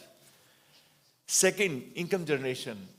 We have calculated in UN system that every $1 invested in land restoration properly can yield $1 to $5 to $10. So 5 times is given, it can go up to 10 times. So what more you want? You invest $1,000 of your own and you get $10,000 income. I feel it's a land future bonds itself for the communities. But of course, given the scientific approach, the technical approach required, and more policy approach, like what Michael said, that we have to have aggregator. I mean, we have to have support systems first, and then it will start moving itself. And social inclusion. We must bring in the most vulnerable within any society, whether Kazakhstan and others. I'm sure there are pockets of poverty here also, and there are poor communities, for whatever reason, which are not included in national mainstream economic activities. This could be a very good starting point for them to have that social inclusion, especially for youth, bringing them on board, millennia, and of course women groups, especially in rural areas, of course urban areas also. Because I do believe when we talk about land restoration, we are not talking about always rural areas. It is urban-rural interface also. Because if cities are not really fed by the rural areas around them, the farming community, and bringing products from Peru or from India or China, what about carbon footprints of transport itself? Don't talk about other things. So urban-rural interface issues becomes very important on land restoration issues. So this is where I feel social inclusion becomes very important. And this could be part of indicator for every land restoration project anywhere in the world, including Kazakhstan. And I firmly believe that will ensure the ownership issues. And that will ensure the equity justice, where we feel that it goes to everyone, benefits at different levels. It really gets permeated to that. So let me conclude by this slide. Carbon farming, nature-based solutions. Please, while we talk about net zero under carbon farming, please add nature positive. It gives a very powerful narrative to everyone when you talk about it. Even if you focus on carbon farming, somewhere in your mind will remain that we have to remain nature positive. And that helps itself at a very small. Of course, it has to be, if you really look at the policy level, at national level and global level, I firmly believe there are instruments now, there are frameworks now, and there are very smart policies now where we can really look at win-win situations. Second, breaking the silos wherever you can between, if nothing else, climate, biodiversity, and land. This is very, very important, that unless we do that, we are missing out the larger picture there, and we are missing out on the multiple benefits, which some of them we know, and some of them are very intrinsic, especially on land issues. Regional approach. When we talk about Eurasia, this is very important that to the extent possible on the carbon farming, we take regional approach, including new financing instruments, whether we call LDN fund, whether we call it sustainable land bonds, or we're talking about land solar plus. Because somewhere in your borders, energy produced by solar on abundant land or degraded land can really go to the neighboring country also. So why not? Why to really bring it all the way back to the capital or somewhere else? And where the regional approaches becomes very, very important, because economies of scale will work, markets will work, and it will be win-win for everyone. We must look at innovative climate land finance instruments, which are not on the radar. In fact, I hope, Michael, future you will include some of them in your presentation. And because this is where I feel that people don't talk about LDN fund because perhaps they have not heard about it, frankly speaking. It means UN system or UNCCD, we must do more to reach out to the people on the advocacy side. But of course, some of these instruments are also very new. And there, of course, contribution is a drop, let's be very frank. Look at the overall, that's why perhaps they are not so listened to. But these are three things I thought: LDN fund, sustainable land bonds, land solar plus, which can take off in Kazakhstan and this Eurasia region very fast. and of course, social impacts of sustainable land management, job creations, income generation, focus on women, youth, and farming communities. So let me close my comments by challenging ourselves today in this event that how do we really look at things in more holistic way on multiple benefits, bringing what we say nature zero, like net zero, nature positive issue. And I always say over land, over home, over future. Thank you so much for your kind attention. Thank you very much, Pradeep. And it's exciting, actually way of thinking about carbon farming through social lens. And as my friend, actually Archbishop, told me, only, businesses built on good cause, they're successful and actually more profitable than those built on bad cause. Actually, people tend to think that, most profitable businesses are, drug trafficking or stuff like this, but actually not. If you see the most powerful empires, like the church, built on essentially, public good and things like this. No offense to the church. It's not a business, of course, but it has an element of it. But things like this, and I think if carbon farming is based on a good cause, it brings good cause and understanding, so it definitely can emanate different kind of both investment return positive implications, but also social implications for a broader society. I would like to offer opportunity to ask questions to both speakers. Unfortunately, it's timing today, it's not our strongest part, it's more about substance. But substance was compensating our, time management flows. But as I know, Serik Makasic is coming and very close, already visible on the horizon. So we have a bit of time to have questions and answers. So if anyone, пожалуйста, коллеги, если есть возможность, у нас еще минут 5. If anybody have any questions, we've got still like 5 minutes until Serik Makasic's arrival. Okay, in 5 minutes we will have Serik Makasic Jumangarin with finalizing speech, and now we can ask questions to speaker Serik Makasic. We were remembering you, and here you are. Hello. You have very nice discussion here. Yes, you have arrived right at the moment when we were waiting for you.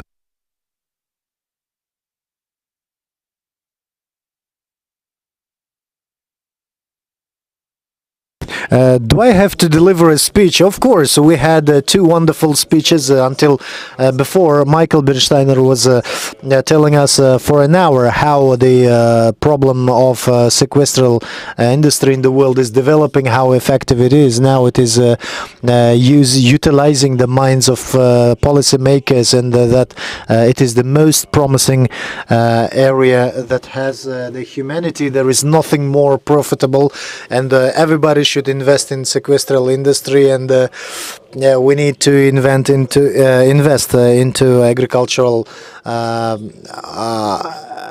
into rural carbon agriculture. A really important player, but I would rather say global leader in the field, потому что в Казахстане достаточно много земли, которая может. Because in Kazakhstan there is a lot of soil that can be used effectively and quick by the sowing the pasture landscapes, and if we create this system, it will be a bomb. It will explode the world industry and of the climate changes. Yeah, do you agree? Michael, what do you think? Well, the bomb first needs to be constructed, and then it can take off. But you're right, that there is a positive bomb on the horizon, and there is absolutely the potential there. But we still need to create it first. So your finishing word Well, my speech should be opening one, but not the closing one. But we have closed it for you. Okay. So the most wonderful speech it should be.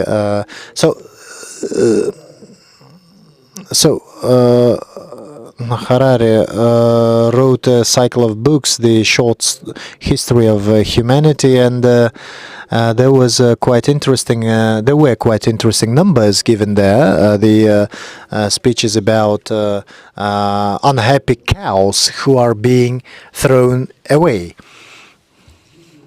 The wild buffaloes who were domesticated a long time ago, and in ecosphere of the world of nowadays, we have the total weight of domesticated animals is more than 300,000 tons, something like that. They're kept in the inhumane conditions, but they emit so much CO2 into atmosphere that it is way more than the CO2 volumes emitted by the factories. But anyway, I would like to express our gratitude to Alexei Evgenich, the BRICS company, the International Financial Center of Astana, GFC, National ESG Club, for organizing this event. This is an international event. This topic might seem to you to be quite futuristic, but this future is right at the doorstep. And just recently at the UNGA, the president of Kazakhstan, Kassym-Jomart Tokayev, told and spoke there, and he paid attention of the humanity to climate changes, international cooperation and solidarity, and taking measures for alleviating the climate changes, and also financing, and also taking upon oneself the obligations in terms of resolving these questions and attaining the main target that was declared in Paris Accord. So attaining this aim to keep within the limits of 1.5 degrees is impossible without significant measures. As I said, the significant amount of CO2 emitted is also due to agriculture. According to Intergovernmental Commission, the agriculture provides more than half of emissions of NO2 and CO2. The gases, NO2, this gas is more hazardous in terms of greenhouse gases than CO2. And in Glasgow, in the framework of a UN framework document, there was spoken of not only reducing CO2 gases, but also other greenhouse gases, especially related to agriculture. However, the peculiarity of agriculture is that unlike the industry, it hides not only the source of the problem, but also significantly the solution of the problem. The ecosystem is the plant ecosystem is a huge reservoir for carbon, and according to certain calculations, it assumes about 30% of human activity emissions. Taking care of the plants will bring not only to reducing the emissions, but also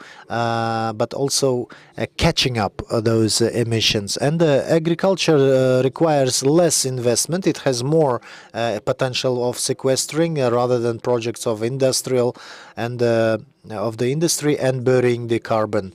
With the trans-border carbon regulation that will take place in the midterm perspective, the agriculture producers, among which is also Kazakhstan, they probably will have to pay the trans-border fees, and also, they will have to implement the technologies.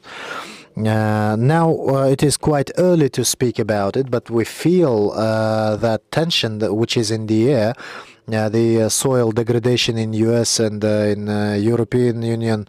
They are working on it, and so international community, China also, they are stimulating their agricultural producers in order to develop the carbon agriculture. So implementing of carbon saving technologies in the farm. The main idea here is that farmers should get the revenue for implementing those practices or for factual sequestering the volumes.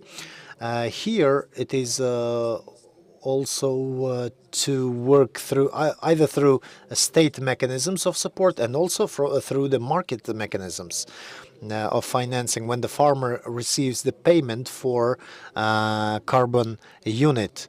And like in fact you are having two sources of income. First of all is what you are growing, and secondly is the effect you are being paid for the effect of the crop that you are growing. Of course, it is not a fantasy anymore. It's about the various eco standards of the production, the eco, which is being purchased firstly by the rich people of our society. So, in fact, the farmers become the producers, as I said, of one more product is carbon units, according to agricultural climate projects.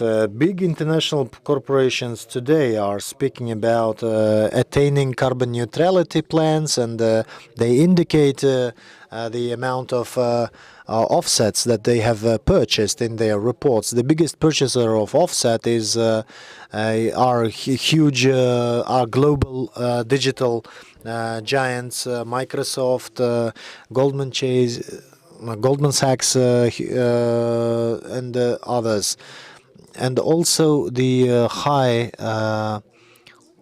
level of prices for agricultural producers is amount of so they make it possible to sell those offsets, and there is a market today emerging.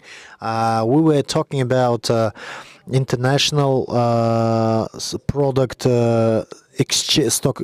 exchange here, and we were discussing about the Eurasian Economic Union creating this single exchange space. There are risks and challenges, but we believe that Kazakhstan exchange will be a platform for this. We are now conducting the consultation with ADB and developing the approaches and methods.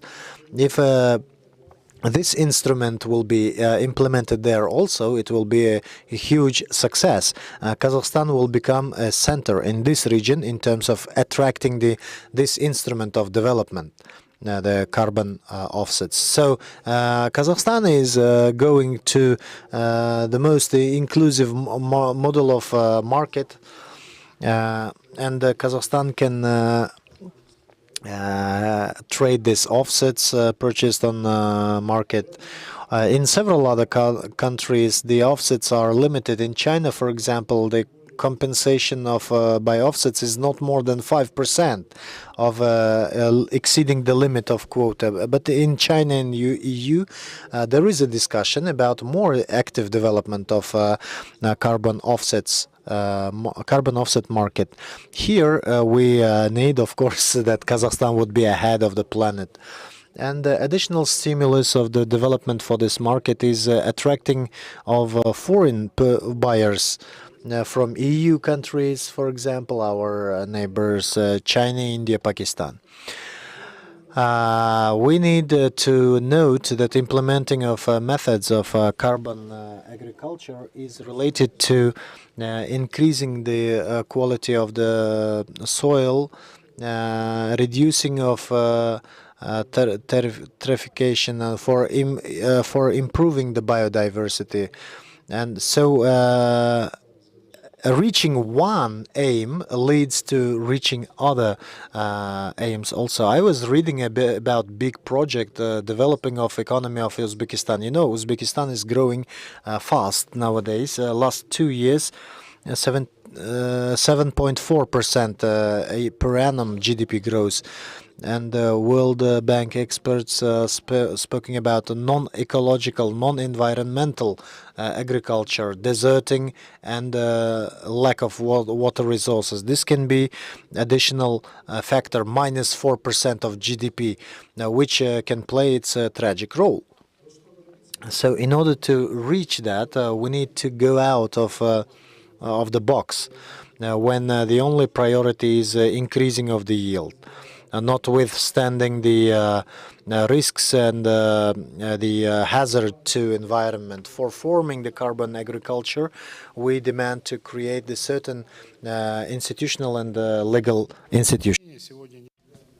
For example, agricultural lands cannot be used for other purposes.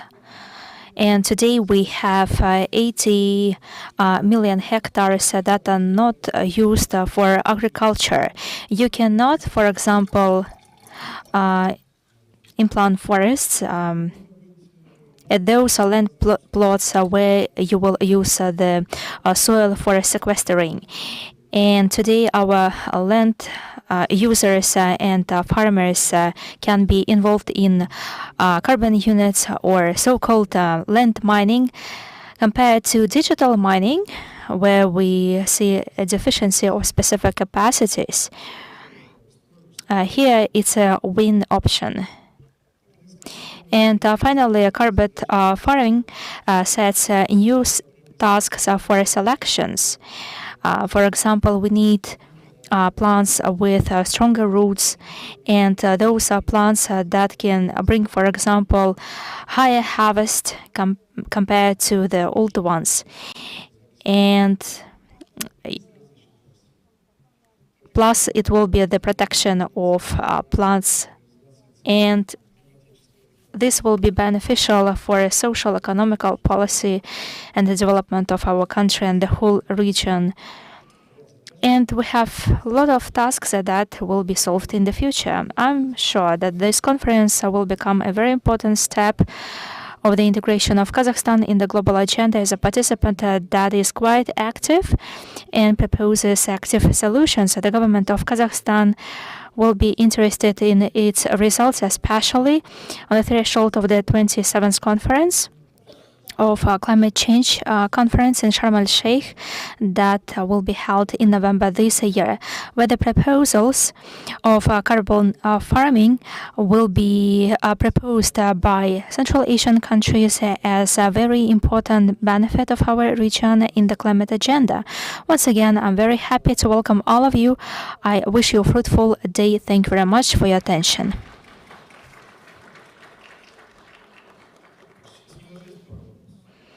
I have some questions. We have few time, and you have time.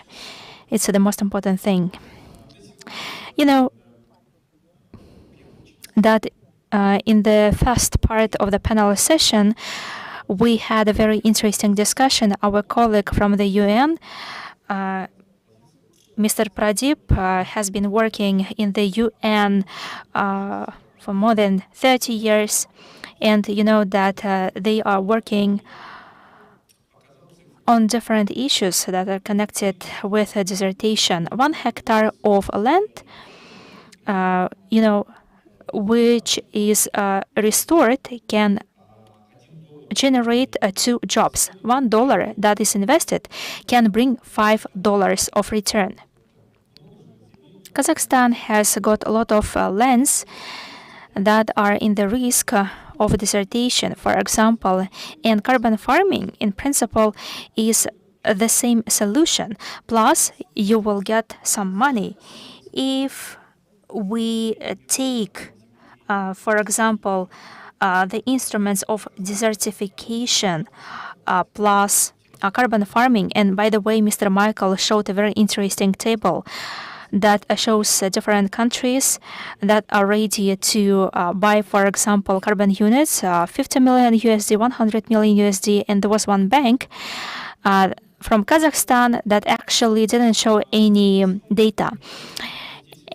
And we have some regulated sectors, industries that can buy offsets from carbon farmers unlimitedly in order to achieve carbon neutrality. And after us there will be ESG discussion, and different companies will present their climate responsibilities, but no one in Kazakhstan buys offsets and no one produces them.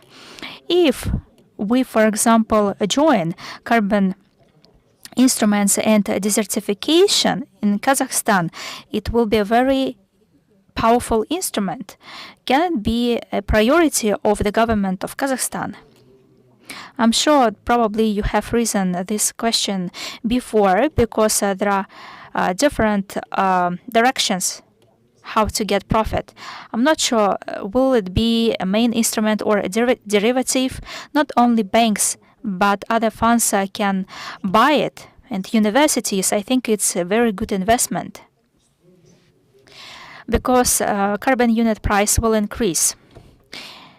So this is what happens starting from Doha's WTO round, and rich countries develop their own industries, but poorer countries do not catch up, and that is why they emit carbons and they need to buy offsets. And in this regard, you need to have some extra offsets or carbon units that will be sold. It's a very good capital that will have a very high price. It's a very solid currency. And the certification, for example, we have the Aral Sea problem. Probably you have watched BBC's movies, which is called Sahara. And Sahara's ascent, for example, is found somewhere in other countries or in the North Pole, for example. And it means that those who find themselves in the territory of the Aral Sea, this territory expands and expands. And it's not just a fact of a climate disaster, but actually it causes additional social payments, additions, and social issues. And on the one hand, we have a complex approach that should be developed probably in the framework of carbon farming development, or what I have mentioned, the allocation of specific land plots, because it's a land. Let us take, for example, Saxol plant, and those people who plant them will receive carbon units and dotations from the government, because here they combat with desertification. And this land cannot be used for farming, for example, but it will generate some revenue. But you're absolutely right. It's not probably the most important issue. Praise God, we try to solve Aral Sea problem with the help of different banks. And this game can be with zero result.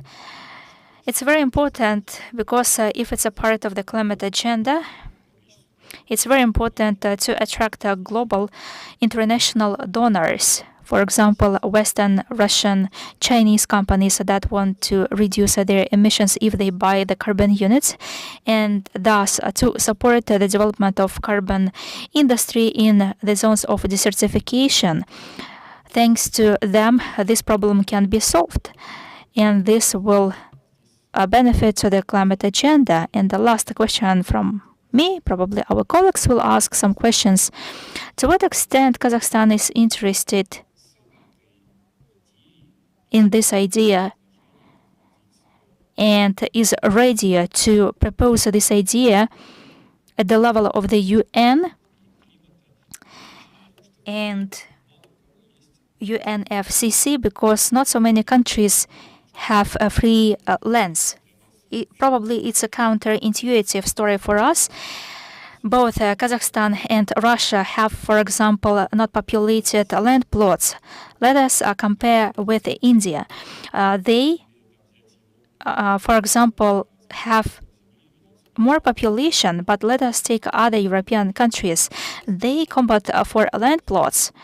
at the level of prices and so on. But it's not possible to do anything with a scratch. But if we take our farming lands that are not used today, it can be beneficial. Even rich countries are talking about sequestering technologies and absorption and catching up of carbon and pumping it in the layers. For example, it's very beneficial for them to develop their industries. But let us take free zones on the territory of Eurasia. It's an unvalued capital or asset.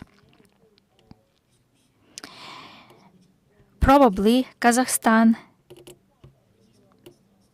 in the Eurasian space could propose this initiative. It's just a proposal. I understand that it will require additional discussions in the government, but it's just an idea. What do you think about it? Why did I decide to support this idea and to present here? But actually, it's not our agenda. But nevertheless, why did I decide?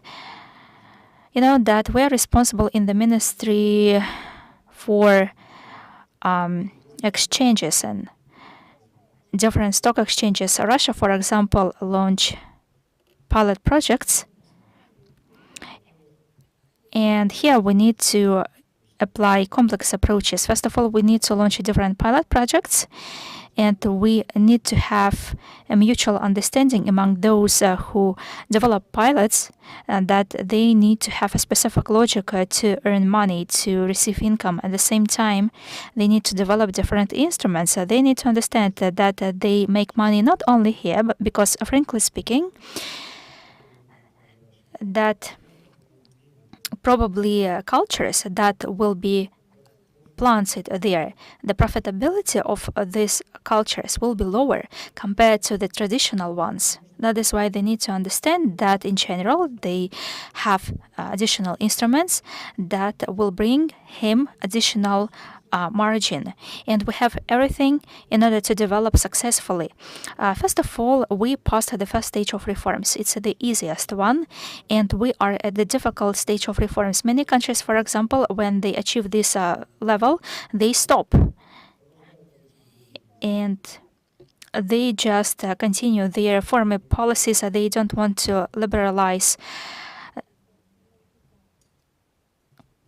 themselves, and they don't want to deal with the deregulation of business.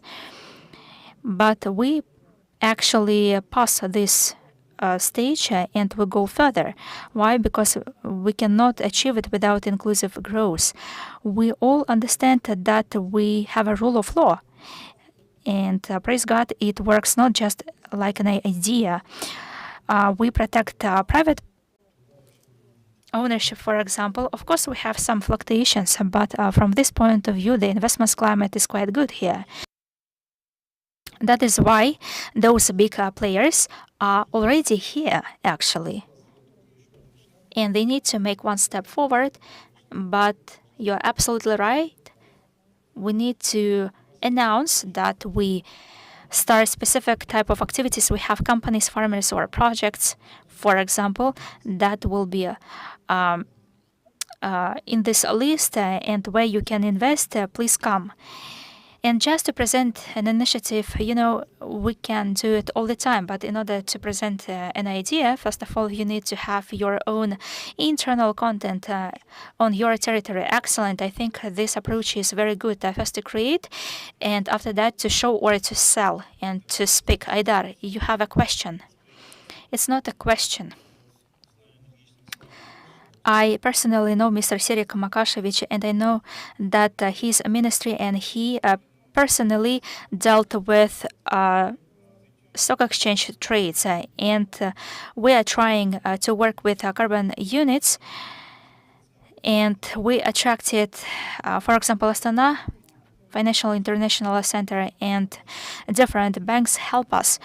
And I think that the breakthrough will be if we develop a very clear and transparent carbon units exchange trade platform in order to attract, for example, air carbon exchange like eggs, for example, in order to develop the system here.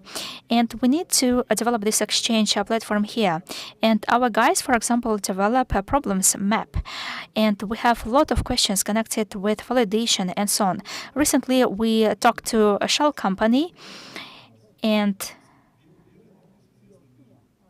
we have a Vera, for example, exchange, and all companies sit there. And shell company, for example, Chevron, they sit in the international exchanges. And if we apply for example, English law, and with the help of the ministry, probably we could set up a special group.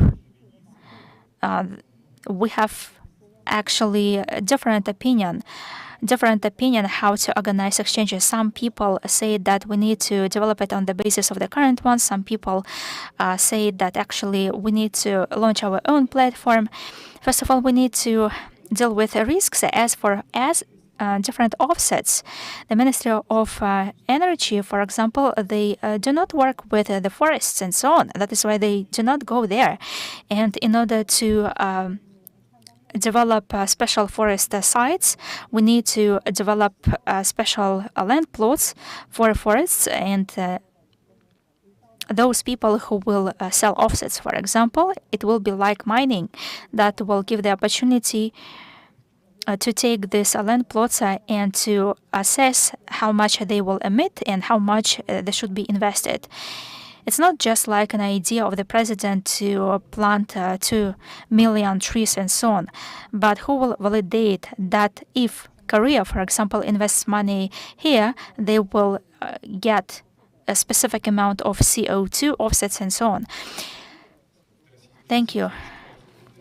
Just a brief comment. As for organizations, Vera Gold Standard, or they are standard-setting organizations. They set up organizations, so we can apply the standards here in Kazakhstan, in Russia. And it will be better to have a Eurasian platform. We can verify our projects based on Vera and other standards. The speaker is not using the microphone.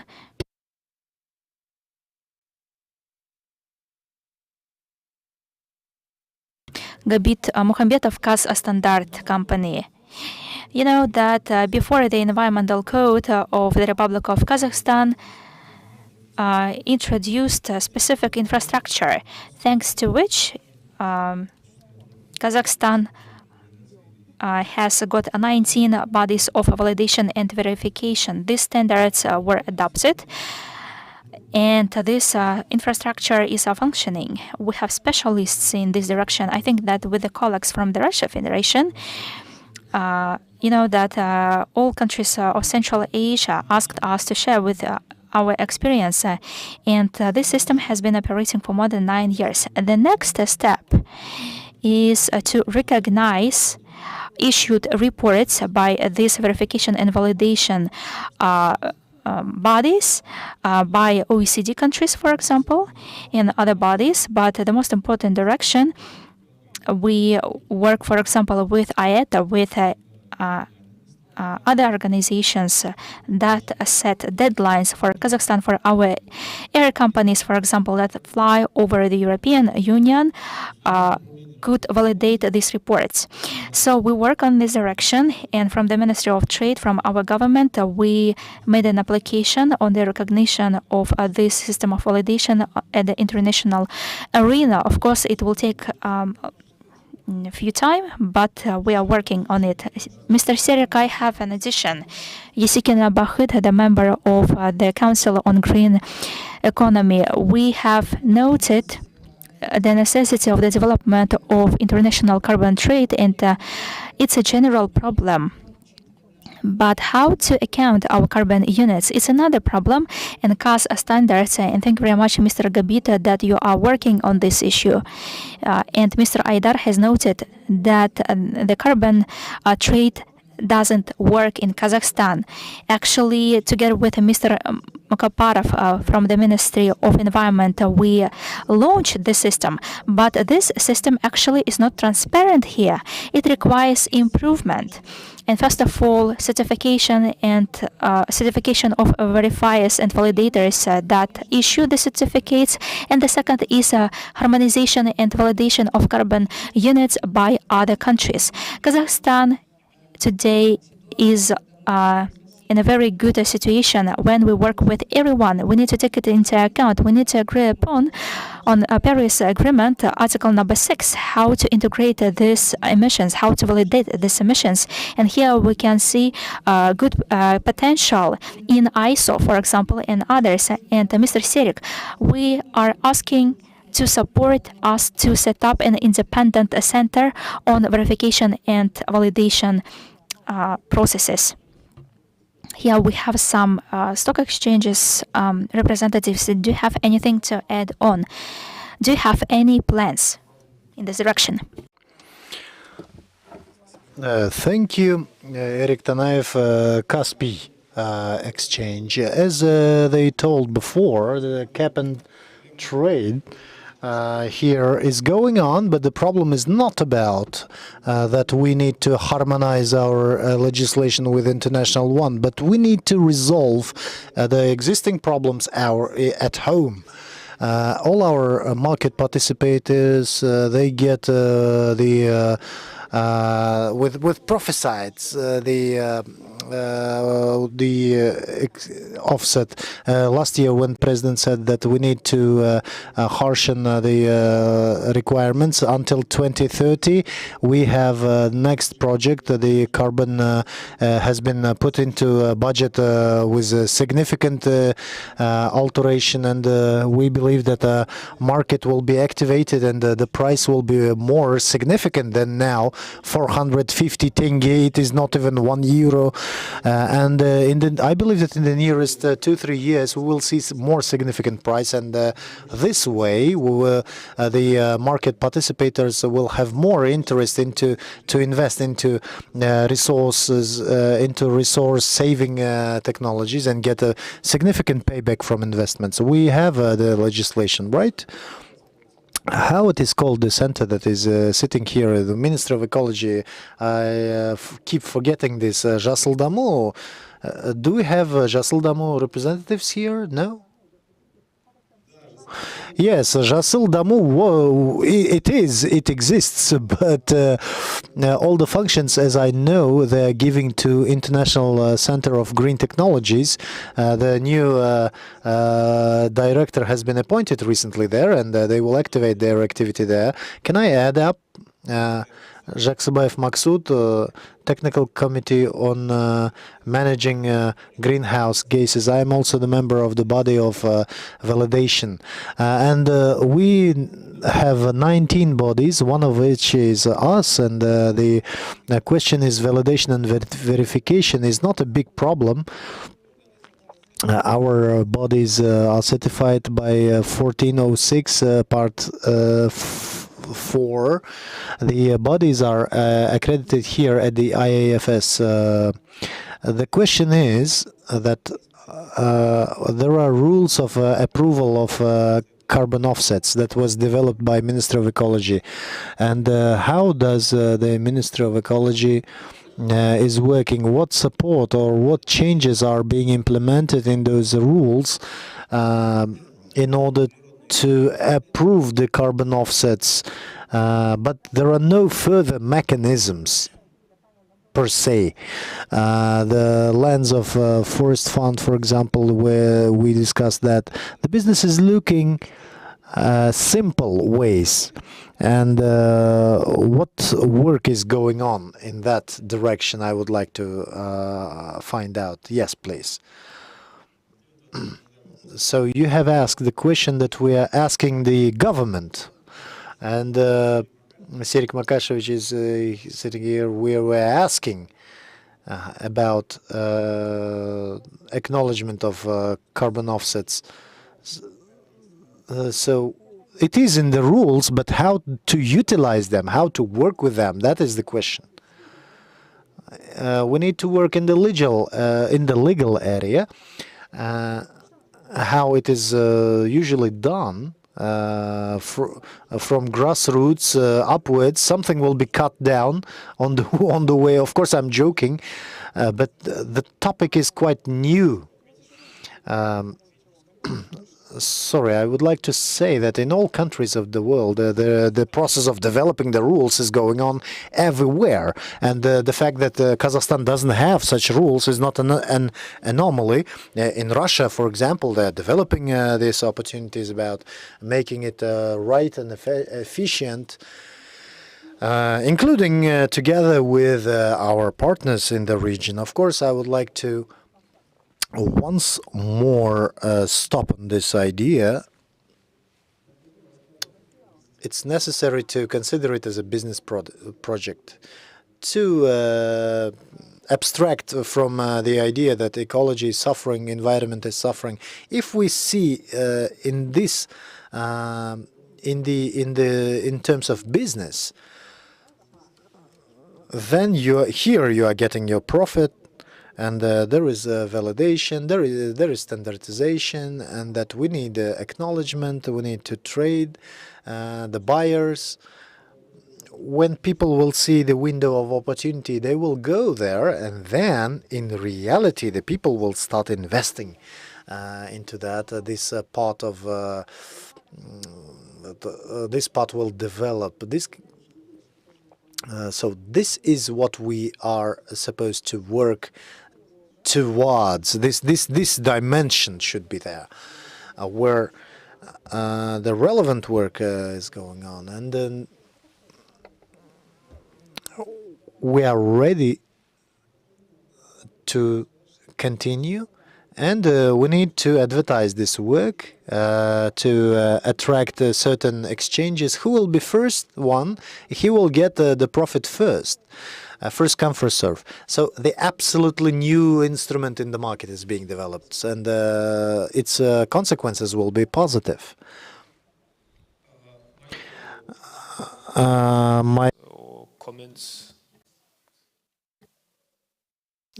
This is a very simple comment. Just let's do it. And I think what I see currently, what really would be very beneficial is to come up with a joint roadmap of, where the business partners, the government, and others come together and jointly actually develop a proper plan how to go forward, such that every participant has stable expectations of what to expect and also what each contribution should be. I think that's very obvious from the discussion at the ongoing. So let's do it.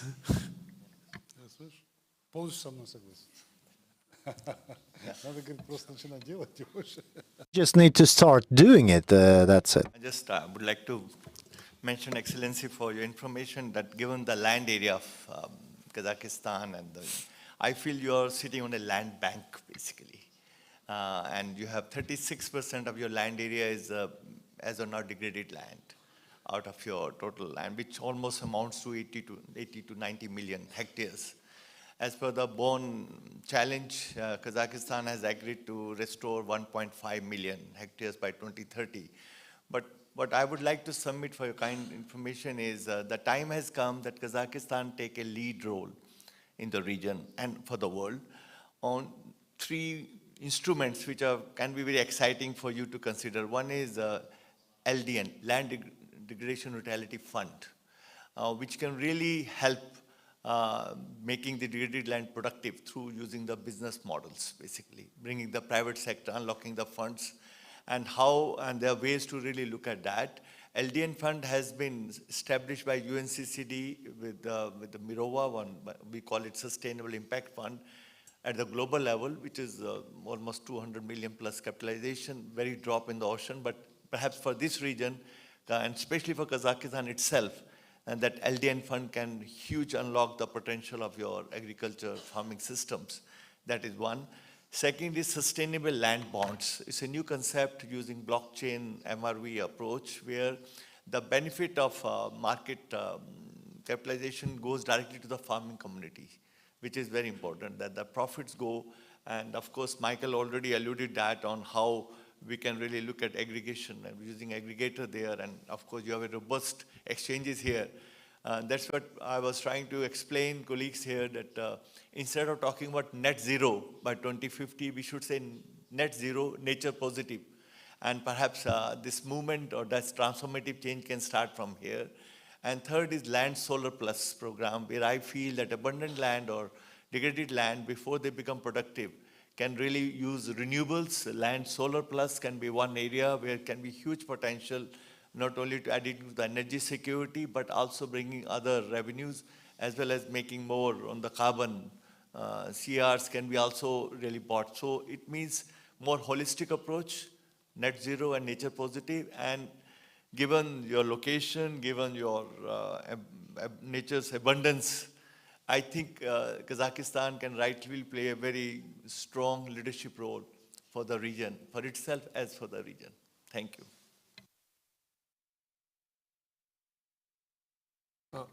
Спасибо большое. Thank you very much, Pradeep. So, Айдар, вы хотите? Aidar, would you like to say something? Мы тогда потихонечку заканчиваем или есть еще? So we are wrapping it up, right? We are quite out of schedule now. Now, colleagues, if there are no questions, we will finish our first session. Now we will have a 15-minute coffee break, and then we will start.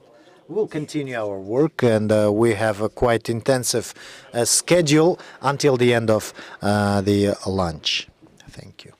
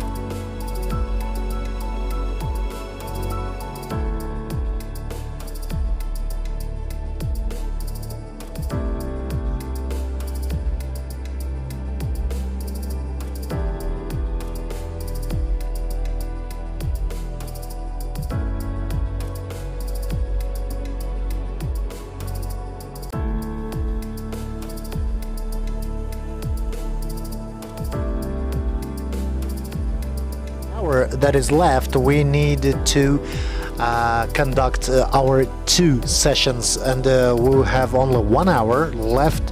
I will ask all the speakers to be short, precise, and to the point. So we need to express our agility and flexibility. So let us start without any slowing down. Let's go to the session where we wanted to discuss the peculiarities of carbon agriculture from the point of view of technology, of its influence to environment, all the various aspects towards it. We have good, wonderful experts here, and I would like to start with our expert from Pakistan, Abu Bakr Muhammad, if you can. Abu Bakr is joining us virtually, and he has to go. He has some other things to do, and that's why we have to ask him to speak first. So if he is available now, so that would be our first speaker.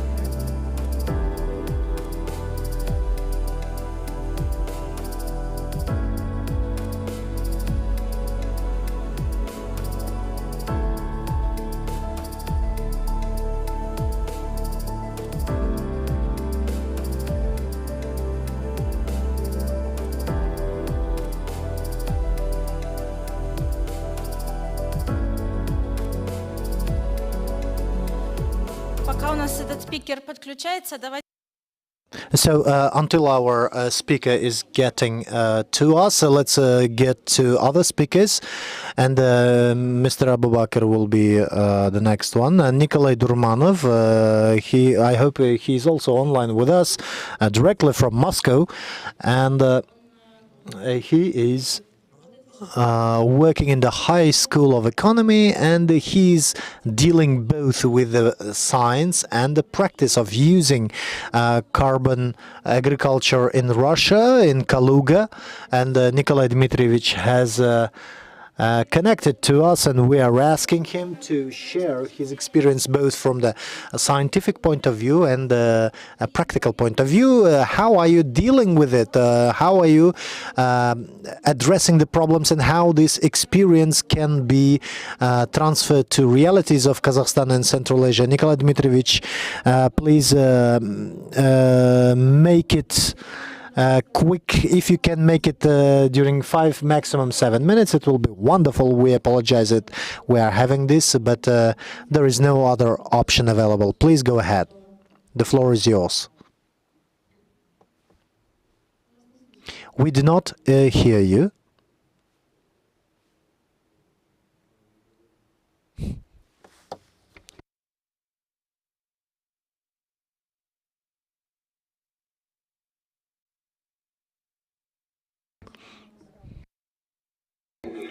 Good day, dear colleagues.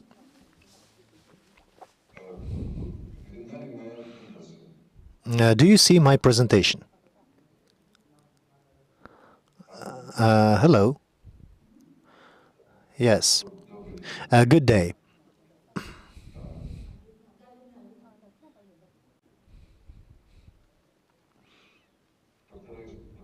I will try to make it short. I have a lot of pictures, but we will go ahead. The big market is industry of it's an industry of sequestration of carbon. We believe that by the middle of the century, it will be calculated by trillions of dollars. There are two risks now when there is a lot of insecurities, and now or to wait until the picture gets clear and then to jump on. The technology of carbon sequestration is different. They actively use the technology of direct catching, but all of this is about the future. But nowadays we need to get oriented to the climate projects that demand small investments, and they are not a high risk. And also they take into account the advantages of various countries. For Kazakhstan, for example, huge territories that can be used for agricultural, forestry, and climate projects. 2 days ago in Wyoming, in US, the big factory started that will absorb 1 million tons of CO2, but this is future.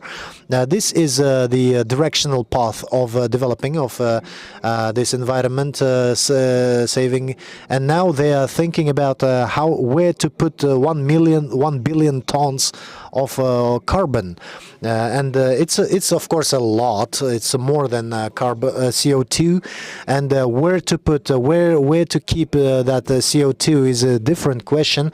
But nowadays we have an important topic for 2040. What do we have today?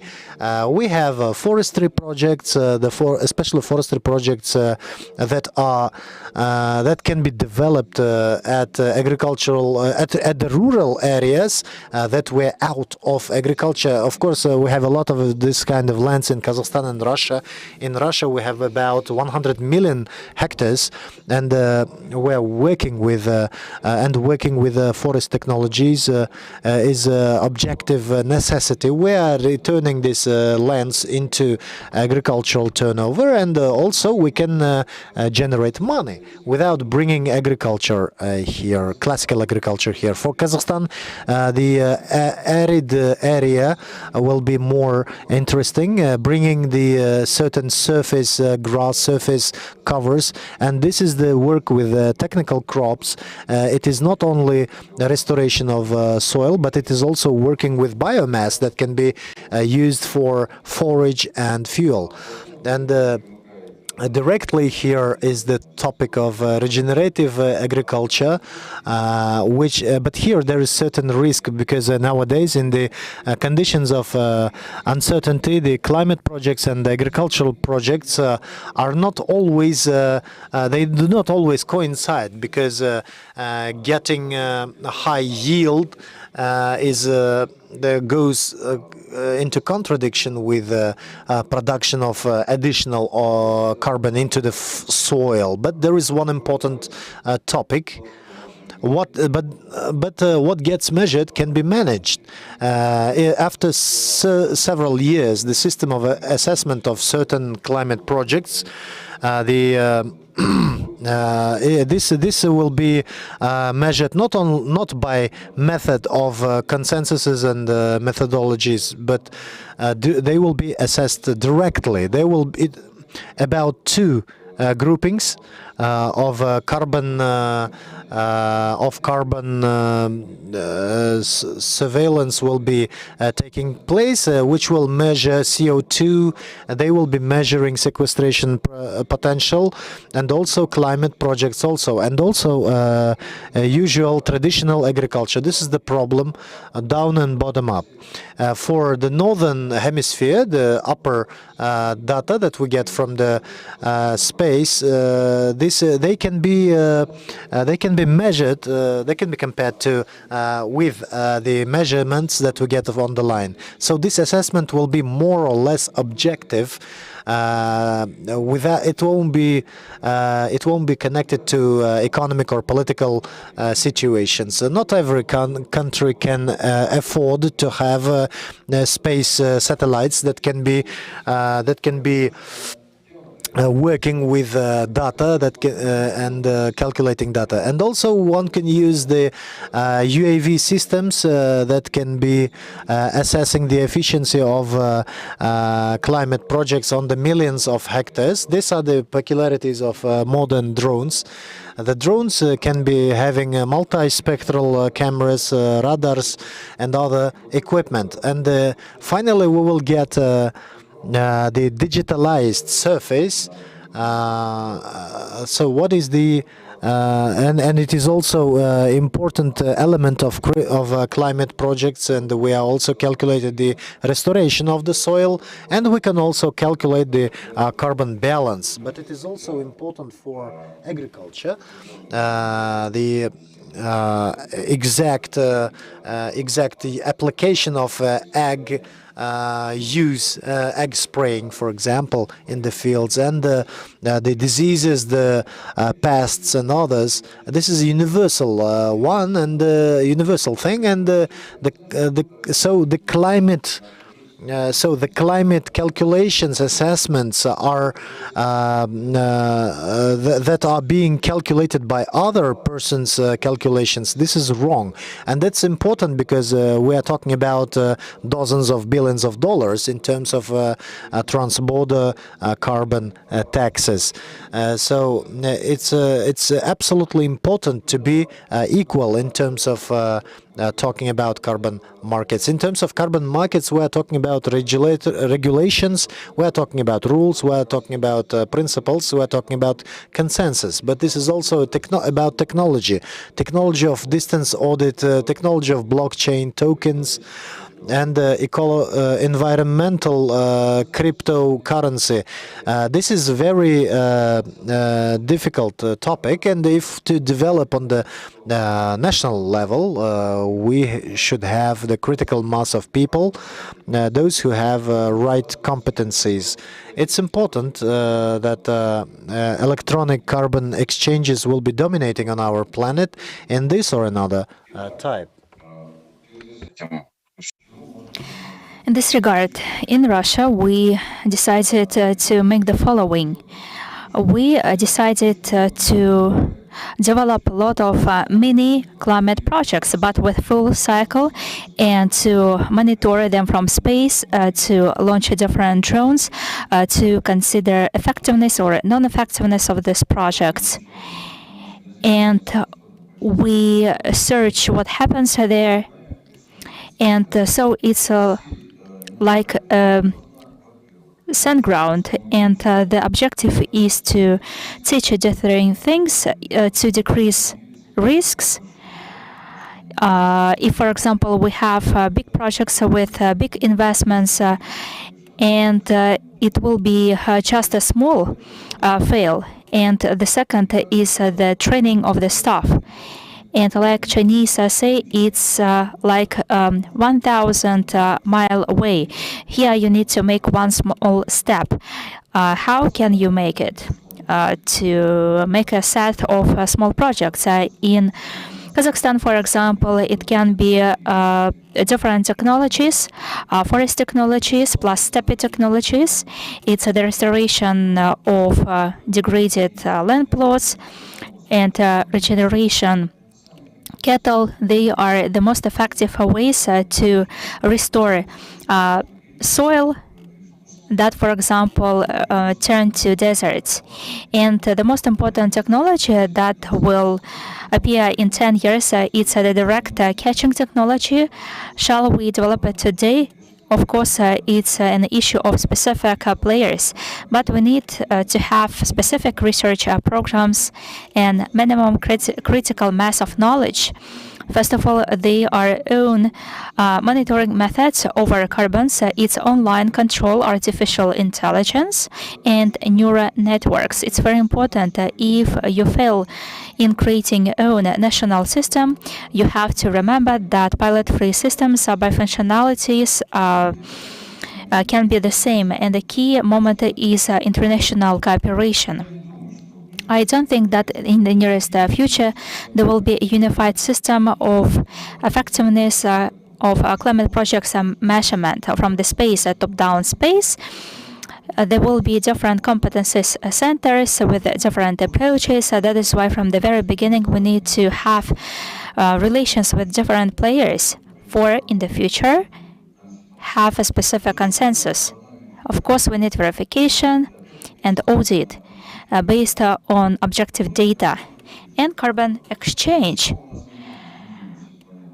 Probably we have several small exchanges. For example, in China, they have 9 exchanges, and Shanghai and Chinese exchanges are becoming international one. The USA, for example, want to develop own economic centers. Such mini projects will help us to develop very rapidly with no risks. And this is what we call think globally, act locally, and start small. I call it a bicycle principle. You can manage it when it rides. This is the end of my presentation. Thank you very much. Thank you very much. Thank you very much, Nikolai Dmitrievich. Wonderful final. We could have a lot of questions. Unfortunately, we don't have enough time, and probably we will have another opportunity to discuss it in details. Now we will try to connect our professor from Pakistan, Abu Bakr Muhammad. University of Management Sciences. Abu Bakr is also working in the similar fields and is doing a lot of research that can be relevant, is relevant to the subject that we are discussing. Hello, Abu Bakr. Apologies for that meeting to run late. And thank you for your patience and for being with us and for giving your very short presentation at this point. If possible, if you could keep it within 5 minutes, that would be great. The floor is yours, please. Thank you so much, Elena, and it's really good to see you. It's really an honor and a pleasure to join you virtually. I note that most of the event is probably being run in a different language, so I'll try my best to be as accessible as possible. Can you first confirm if you can see my slides? Yes. All right. Okay, so I'll be very quick. I think the presentation lines very well with the theme of the event in scaling up climate action, and I will be focusing on a few things that we have been doing in Pakistan via interventions that are both digital. Some of the stuff that you heard in the previous presentation will resonate with that, but also on the sustainable side of agriculture. Now, before I begin, I just wanted to remind the audience where we are. We are in Pakistan, where water security is really at the heart of all developmental challenges. So you may have heard about the devastating floods that we are facing in the country. This is one of the manifestations of climate change, which is kicking in very badly. And so we have to think about not only climate change adaptation, but also because water is really the core issue for as far as climate action is concerned. And of course, it connects to food security because we are basically an agricultural country, and most of the basin where we are, the Indus River Basin, we divert river waters and our groundwater resources towards agriculture. Now, within the country, of course, I mean, it's a developing country, so the plight of the small farmers is really another very, very big issue for us. So we keep thinking about this grand challenge of having a productive, profitable future for these small farmers. And in the presence of these industrial technologies like chemicalization, a lot of mechanization, use of genetically modified crops, I mean, the farmers are being facing competition that are making them exit this agriculture. And with the advent of these new digital technologies, especially the kind of precision agriculture, use of UAVs, robotics, Internet of Things, and blockchain and whatnot, I mean, that is also making things very difficult for the farmers to sustain. So, I mean, this is the challenge in which we are looking at the sustainable agriculture ideas, not only just from a climate change perspective, but also from the perspective of water security, because that is related to climate change, but also the livelihoods of these small farmers. So in one go, we are looking at all of these areas. So if we look at climate resilient technology options in agriculture in Pakistan, so much of the work that we are doing is basically integrating these digital agri-tech solutions with regenerative agriculture. This is also known as sustainable intensification, permaculture. I mean, there are many, many names for this. So some of the things that you will note in this kind of agriculture is similar to what people call as carbon farming as well. So no tilling, very minimal use of chemicals, raised beds, very small use of water, intercropping, crop covering, mulching the crops, precision seeding, and so on and so forth. So this must be familiar to this audience. And again, simultaneously, we are using a lot of digital technologies in rolling out solutions from UAVs and Internet of Things like sensors, but really low-cost solutions so that farmers are able to cope with these with these variations which are being impacted by climate change, and combine them with this kind of regenerative agriculture. Then we have also looked at the climate technology market assessment in Pakistan from a full sort of a value chain perspective. So not only what is happening on the field, but also off the field in the form of storage, coverings, I mean, whatever climate mitigation or, climate adaptation measures that farmers can take. Now, to give you one example, very quick example, so we have looked at, for example, carbon balance in dairy farms. So in a typical farm, the interventions that may go towards net zero may include improved diets, better manure management, agroforestry, but also these regenerative agriculture practices. So in some of the analysis that we have done, what we have found is that many of these very high-tech solutions, they are kind of overshadowed by simple things like, for example, agroforestry, the use of orchards, alfalfa, moringa, and these kind of crops. They basically provide much better balancing solutions than these high-tech solutions. And this was kind of an eye-opener for us. Now, just to close my presentation, scaling up really is really at the heart of it. So we have all of these interventions that farmers are trying, progressive farmers are trying, research institutes like us are going into. But then how do you actually inform the policymakers about what will work and what are the various investment options? So this is where organizations like EASA are very, very important. And we have partnered with them in some of the projects. We're looking at various goals like water security, food security, and all the way to even maybe including net zero emissions. You can actually think about strategic planning tools for the Nexus and for the Indus Basin. So this is just a glimpse of one of the tools that we have developed with some colleagues in EASA and other places where it gives us investment options. And it helps us to answer questions like, how can countries with low emissions like Pakistan, who have very little footprint, GHG footprint, they can finance mitigation measures at the same time when they do sustainable transformation for energy and agriculture sectors. Similarly, if you have multiple options available, where should the policymakers put their money? So just to conclude, net zero for low emission countries like Pakistan, why does it make sense? If you recall, there is a very recent mega flood in Pakistan. People are now asking that we are at the receiving end of all this. So why should we even think about these net zero measures, such as carbon farming that you are discussing in your conference? And in this kind of an environment, it is difficult to even conduct a national dialogue on a net zero strategy. But really, the way to go forward is to realize that we are also facing other problems like air pollution, water contamination, land degradation, deforestation.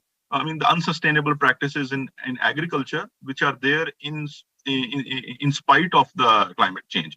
And really, solutions like carbon farming and sustainable agriculture, you can include electrical vehicles or clean energy. They provide opportunities for financing these adaptation or mitigation strategies, in addition to taking care of these original problems as well. So this is my kind of overall high-level presentation, and I look forward to hearing your feedback.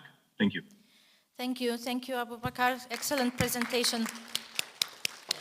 And again, a lot of relevant experience that you shared with us on Pakistan and Kazakhstan, and your country share some problems and specifics of the climate problem. Again, would be great to discuss more, but hope we will have another opportunity. Thank you so much for joining us today. Thank you so much, Elena.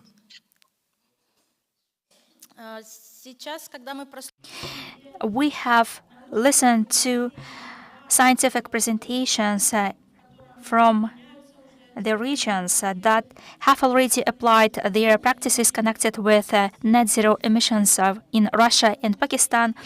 I would like to approach to Saulia Moldabaeva, Department of Strategic Planning and Analysis, Ministry of Agriculture of the Republic of Kazakhstan. She is a director in this department. Please, Saulia, please share with your attitude how you consider this problem. Just 5 minutes, please. Thank you very much for giving me the floor. First of all, I would like to welcome all of you on behalf of the Ministry of Agriculture of the Republic of Kazakhstan, on my behalf personally, to thank all the organizers to present here. But first of all, I would like to note that indeed our domestic agri-complex is involved in low-carbon development, in transitioning to carbon farming. You have already recognized it, but what's the reason? Low carbon development transition requires high costs, and the availability of financing of our farmers is not a high level. Our today's farmers sometimes do not have enough money for their main assets. More than 60% are small farmers, and they cannot sometimes procure agricultural equipment. Some of them have a lack of knowledge.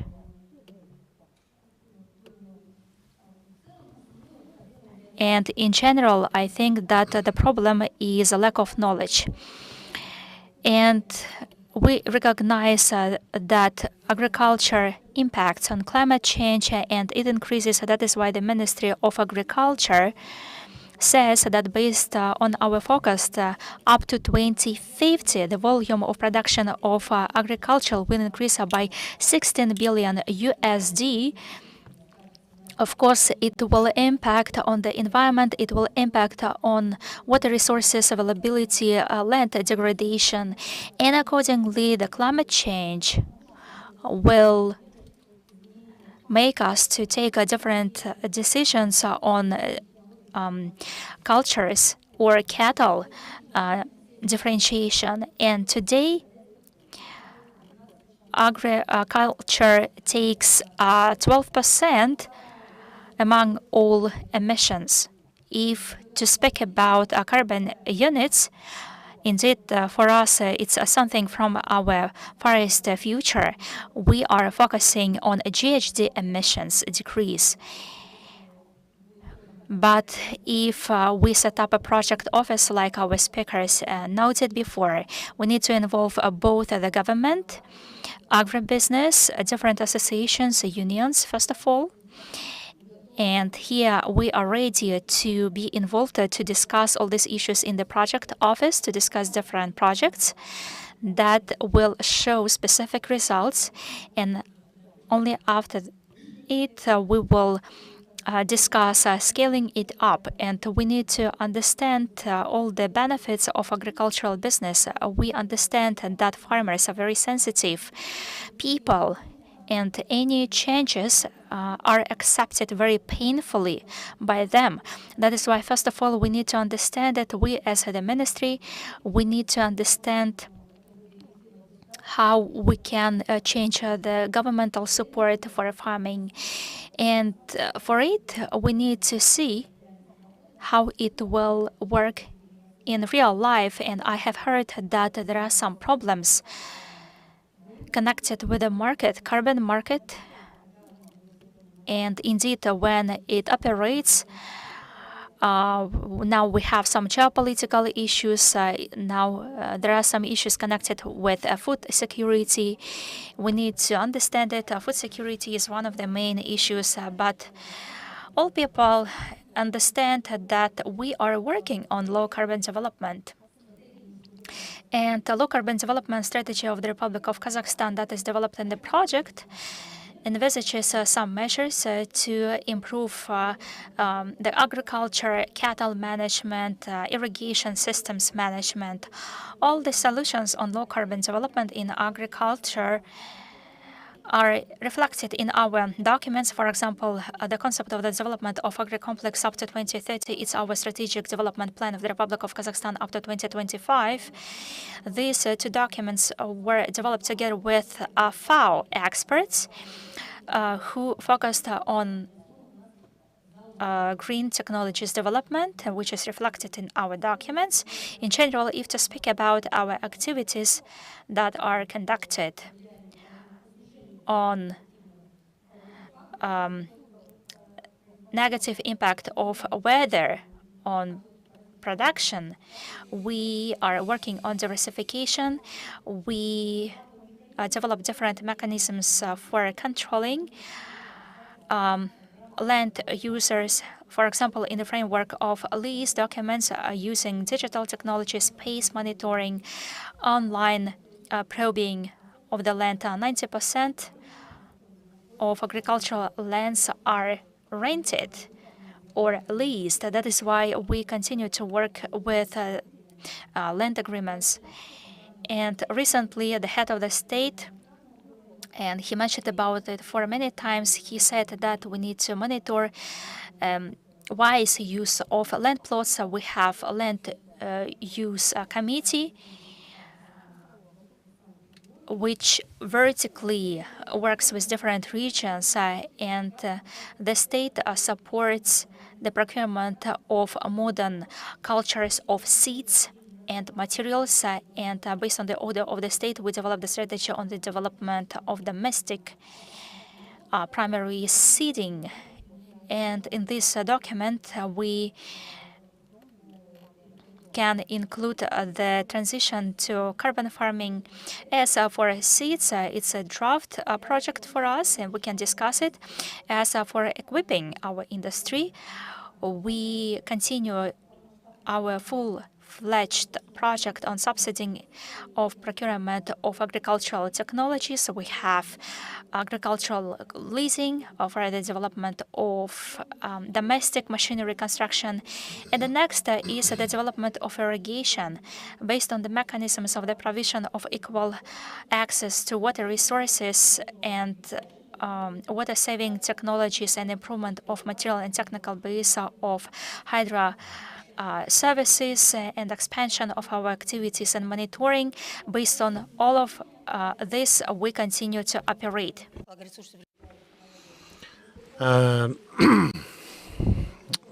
Ministry of Agriculture has subsidizing that foresees remuneration of 50% of expenses for the irrigation systems purchase, and also bringing up infrastructure also, and we also subsidize the water supply.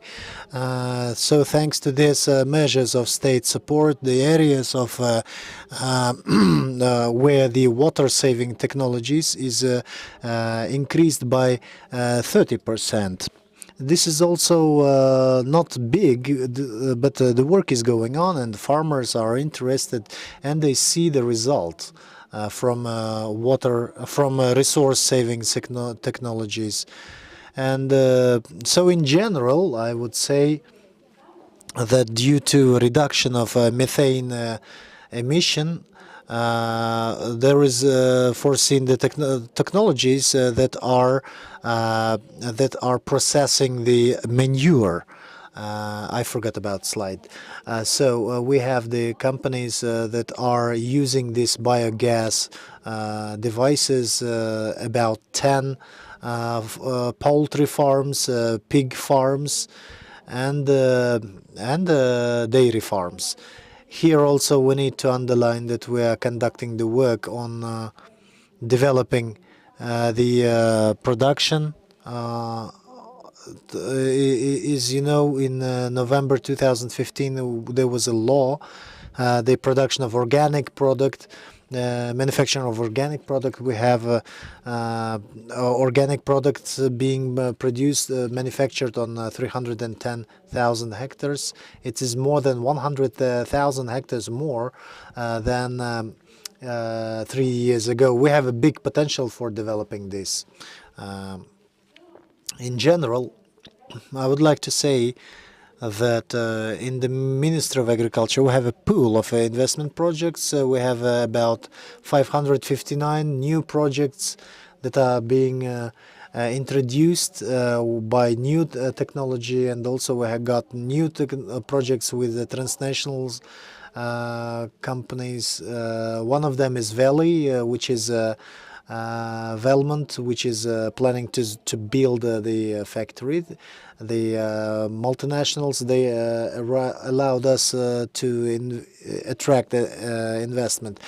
I would like to finish it with saying that Kazakhstani farmers are quite conservative in terms of using agrarian technologies, and first of all, it is due to lack of financial resources, knowledge, and competences.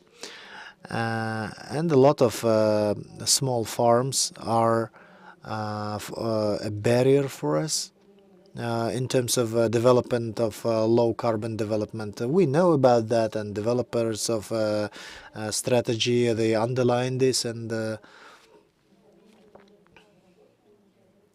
we are working in terms of agricultural development with them, and also consider other measures. Thank you. Thank you very much.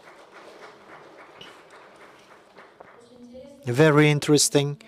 And of course, a lot of problems are remaining. Now we are having our Chinese colleagues. The professor from Beijing University of Forestry, Shu Hongwu. And we will listen about experience of China. We've got a report in Chinese language. Вы нас слышите, профессор? Professor Wu, can you hear us? Please. Not more than 5 minutes. We do not hear you.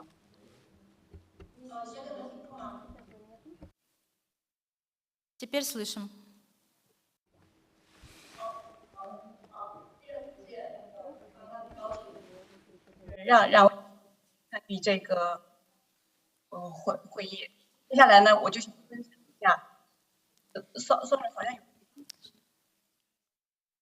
I will try to keep it short and share our experience with you.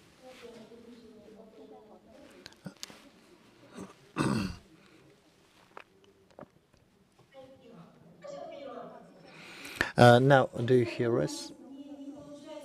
No, we cannot establish the translation. Yes, I hear. Yes, I hear you.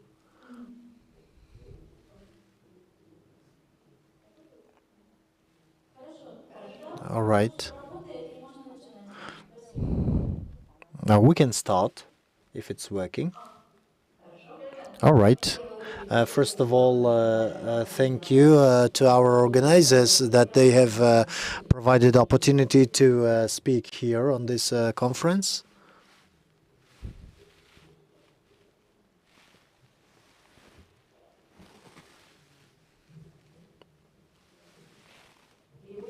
The translator does not hear the speaker. We do not hear you again.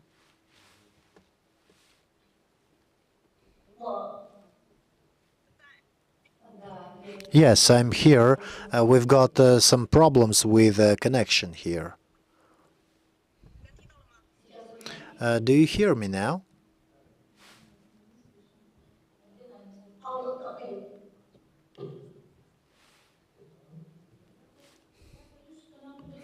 I'm afraid that we will have to skip this report.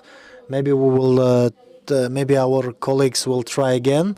But so far, let's go to next speakers. We have half an hour left, almost. Let's take a pause with a Chinese participator. I would like to start with Yelzhan Syzdykov, who is joining us here. He's sitting there. He is the expert of TALAP Center in terms of potential of implementation of everything that we talked about today. Please, a couple of words. What is your experience and what are you going to add to our today's activity? Thank you very much. I'm working with agriculture. I'm an agricultural economist. I worked with FAO, and in terms of development of sustainable agriculture. In 2017, we had a project at FAO with EBRD where the implementation of climate technologies into agriculture were considered. This was analysis where we assessed the potential of implementation of 11 technologies, 4 technologies in crop agriculture.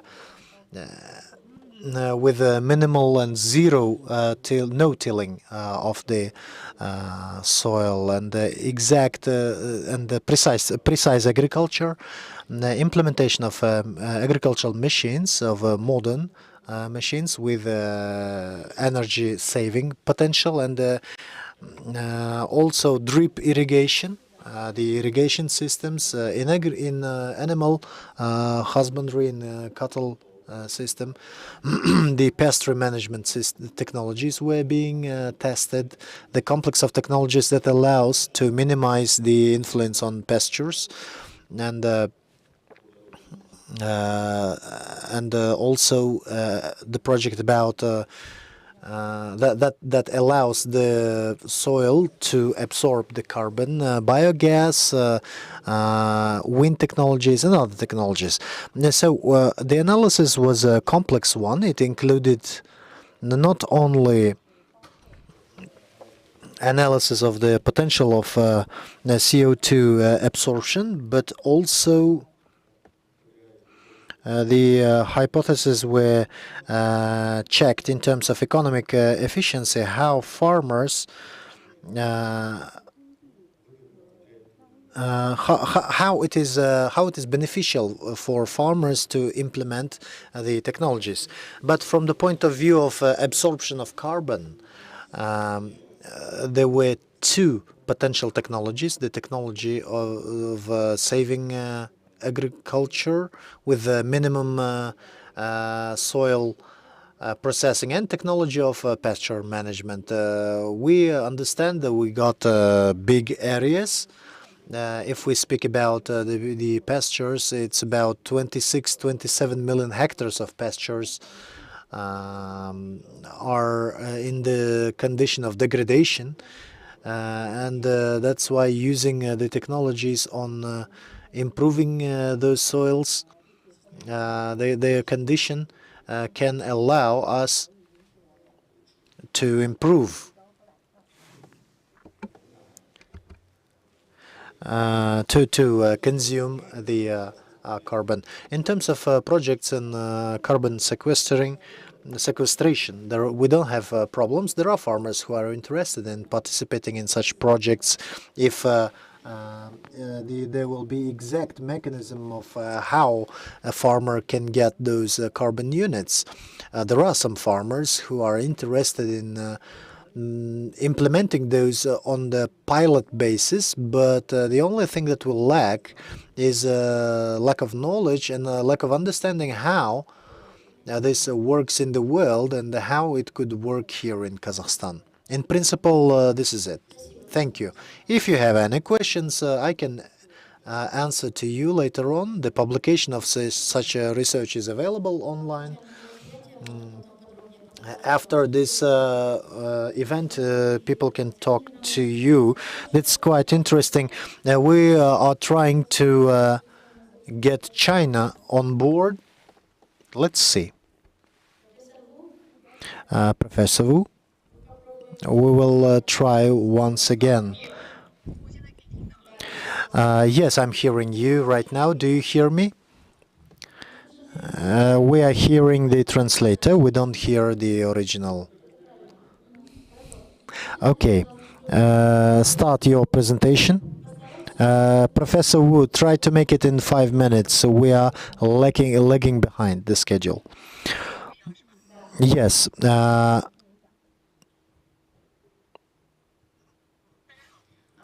Good day. Do you hear me now?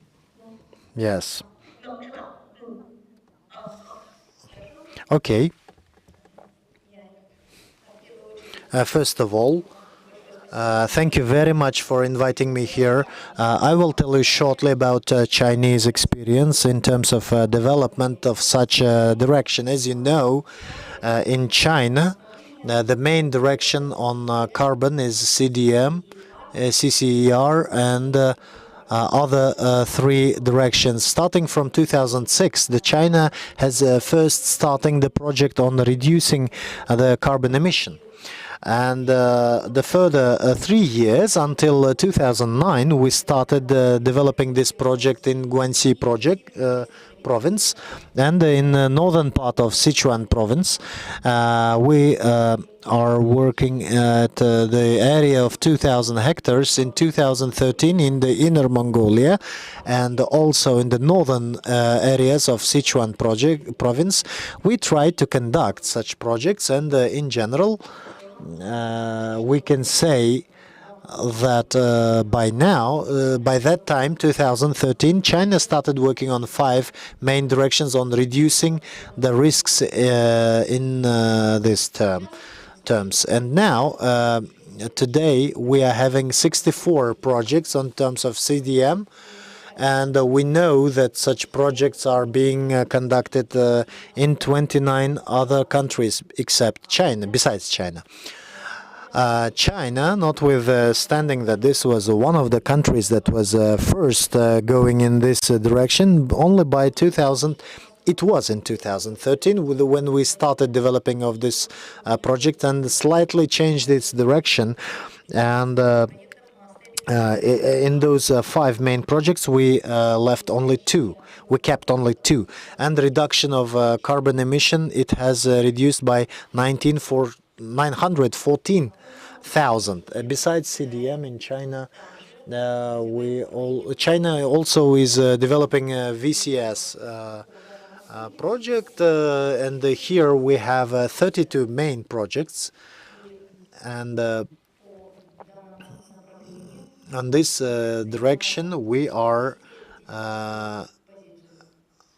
holding 219th position, and China in this term can say that we are having 32 projects in VCS that are having 14% in global term. Now we will see CCER.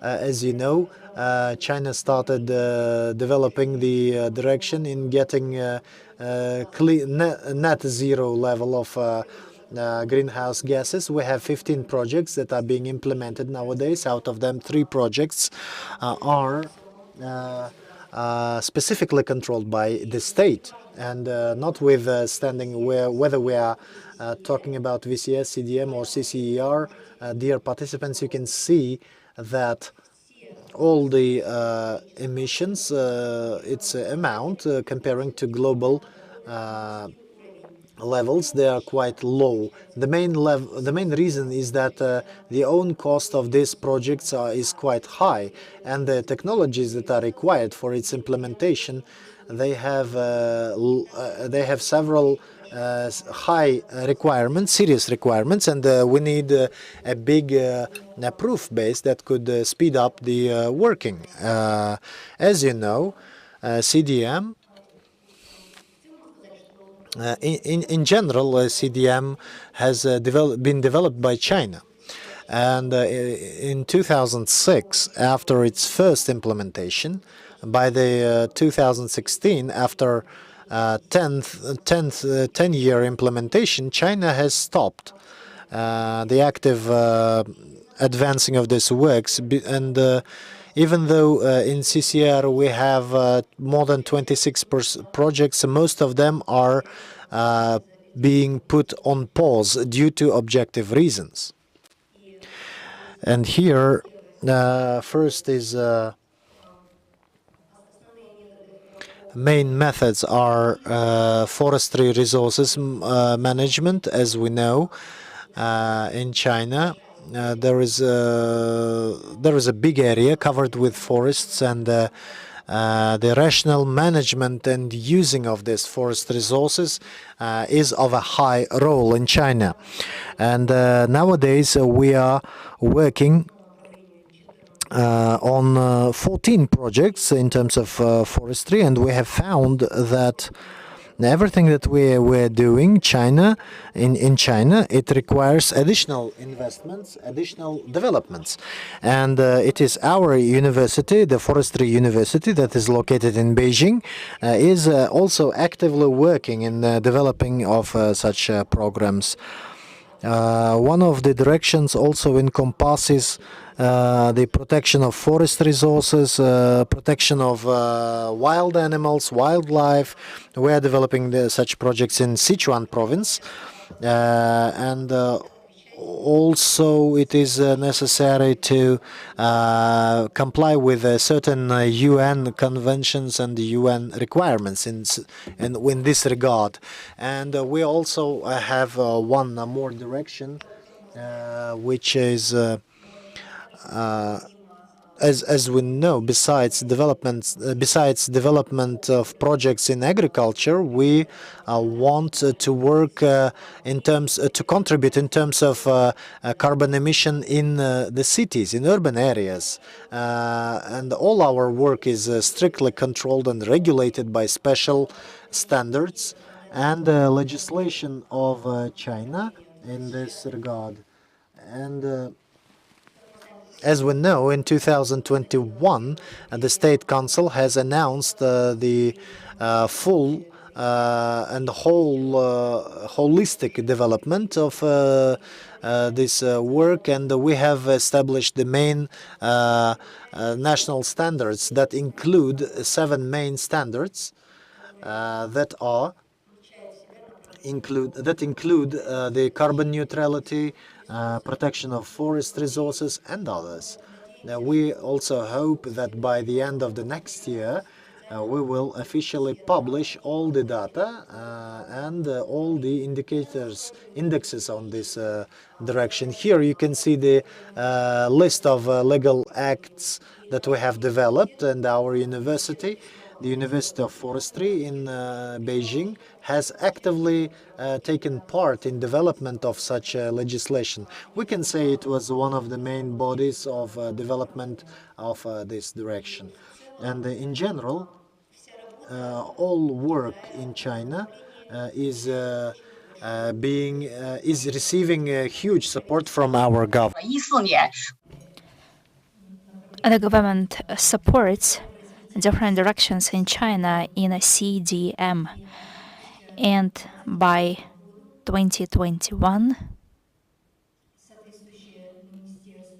according ministry also approved and published the law on carbon neutrality achievement, GHG emissions mitigation, and net zero emissions. Here I would like to stress out again that our Chinese government focuses a great attention on this direction and supports it. In general, that's it from my side. Thank you very much for your attention. Thank you very much, Professor Wu. Very interesting experience of China. Our event is closing, and we have 3 speakers more who will present themselves very briefly. I would like to invite Ms. Gulmira Galiyeva, head of the Low Carbon Development Department of the Climate Policy and Green Technologies Department. He will be online. She will be online. She cannot be here with us physically. Gulmira? Gulmira, can you hear me? Yes, yes. You have 2-3 minutes for closing notes. You have listened to all presentations. What will be your perspectives? In general, actually, I wanted to speak about our own system, the national system. I will be brief. Just be brief. Be brief, please.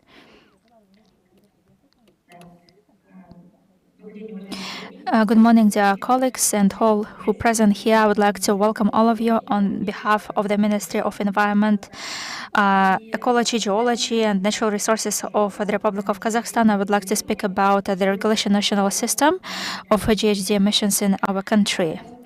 Kazakhstan conducts targeted state policy in carbon intensity in order to introduce alternative renewables. The country takes measures to decrease the level of fossil fuels. Can you show the next slide, please?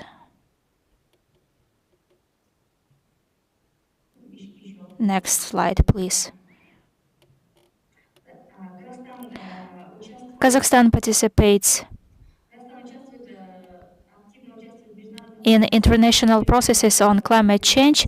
As far as you know, starting from 1992, we adopted UN FCC. After that, we ratified Kyoto Protocol in 2016. We ratified the Paris Agreement. In framework of the Paris Agreement, we took a pledge to decrease GHG emissions in the amount of 15% from the level of 1990. Next slide, please.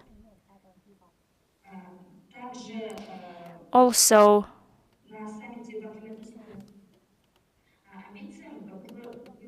the climate change summit that was dedicated to the adoption of the Paris Agreement, our president, Mr. Tokayev, announced that by 2060 our country will achieve carbon neutrality, and in the framework of which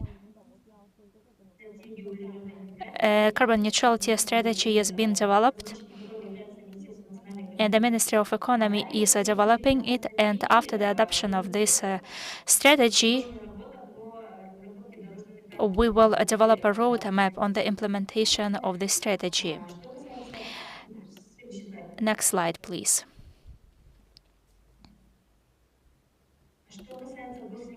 As for the state regulation, one of the instruments to achieve the goals of the Paris Agreement is the trading emissions trading system, which is a market mechanism to decrease emissions. And the main objective of this mechanism is to regulate GHG emissions and to incentivize green enterprises, to incentivize our companies to transfer to green part. And next slide. No, the previous one. In 2013, the system was launched. It was a one-year pilot phase. The implementation of the first national plan on GHG emissions mitigation, and there we used the historical method of distribution, and different quotas were distributed among operators of the installations. In 2014, we launched the second phase for 2014-2015. In 2014, first trades at Kaspi exchange was conducted. In 2015, the third national plan was developed for 2016-2018, but the pilot projects of 2013 and 2014 showed a lot of gaps. And 2016, we took a decision to stop the system for a further improvement of the system. Next slide. In 2018, we relaunched the improved emissions trading system, and it was the implementation of the third national plan for 2018-2020, and separate installations received quotas. In 2020, we reconsidered the environmental code and all legal base in the field of the regulation of GHG emissions. In 2021, the environmental code was put into force, and all rules to it, and we started the implementation of a new national plan. There was a full transition based on benchmark system. In 2022, we have been implementing the fifth phase of the national plan for quotas distribution for 2022-2025. This national plan used minus 1.5% tariff, the articles of the environmental code envisage that every year we will apply the decrease rate in the amount of minus 1.5 in order to achieve the Paris Agreement obligation. As for the implementation, you can omit the slide. I have already discussed it. Excuse me, please. We have a lack of time. Could you please finish and sum up your presentation, your conclusions? So, as for the conclusion, in the framework of the Paris Agreement, the development of the projects at the national level are conducted, and we are developing the roadmap on the implementation of the agreement. And we are actively work on our mutual system with the European system, where quota system will be applied, and we will implement the auctions method. So there won't be any free of charge 100% of free of charge quotas, but I think that our system will be improved and very similar to the European system.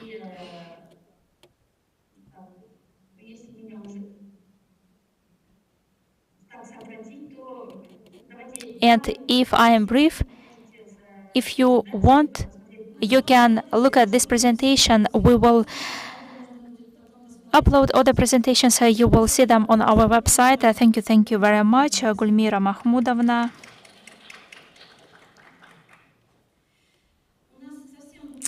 We have a couple of minutes, just a brief, 1 minute.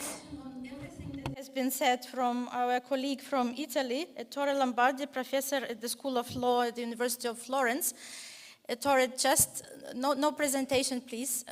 No presentation, just your own reflection, 1 minute reflection on what you heard and what's the way forward. I can be very short, saying I thank you very much, all the organizers, for this event. No, I'm joking. So what I would like, so there are no slides, right? No slides? No. Okay, so I would like to sum up probably what we said so far in this way. We noticed that we have two kinds of revolution, a digital revolution and a green revolution. The digital revolution is something that we are living today continuously, because if we are using the computer, we are using the app, we are using smart banking system and so forth. Technology is entering very strongly in our life, and it has impacted very strongly our life. On the other side, we have a green revolution that is what we saw today, what we were analyzing today. So a kind of a revolution that is changing our way of behave, and especially our way of thinking about the environment, about the ecology, and the place where we live. The difference between the two kinds of revolution is this: the digital revolution is more a bottom-up revolution, so impacted by behaviors, while the other one, the green revolution, we noticed it today, is more a top-down revolution. And so it's very important the approach used by the supervisor. To sum up very briefly, I was thinking about a very short description of three concepts that are very important: CSR, so corporate social responsibility, ESG, environment, social and governance, and last one, sustainability. The concept of sustainability was considered today slightly a lot. What is important, and in my opinion, we had this idea today, is the fact that sustainability is not something related just to environment, but for example, the colleague from India shown this profile is a concept very wide, very open, that impacted three areas that are the economy, the society, and the environment. That's what I can say in 2 minutes, nothing more. Yeah, very, very good concluding remarks. Thank you, Ettore. Thank you.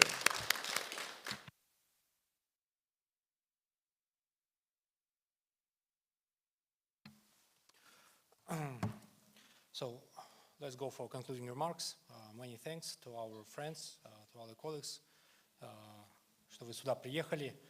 Thank you very much for your coming with this very important topic. And moreover, it's very important that it's included in the agenda of policymakers and so on, but actually it's undervalued. And here I would like to ask all of you, when we speak about this agenda, it's very important to discuss this topic not only in our current format. We have a lot of intentions. It's very important to speak about specific figures. Over last 9 years, I understood that actually we haven't sold any offsets yet. No $1. So what kind of volume of absorbed carbons here in Kazakhstan? There are not any figures. So how much carbon we exported? There are not any estimations. I think it's zero. And I think it leads us to the conclusion that a carbon agenda presents a carbon cult. We make a carbon cult. More pro forma than the real business. И слабое утешение. And our weak consolation is that we are not alone. The whole world is moving in this direction, and here in Kazakhstan, I would like to suggest to think about results. And we are working in this direction. At the same time, I really like the approach of our colleagues. This agenda should be inclusive.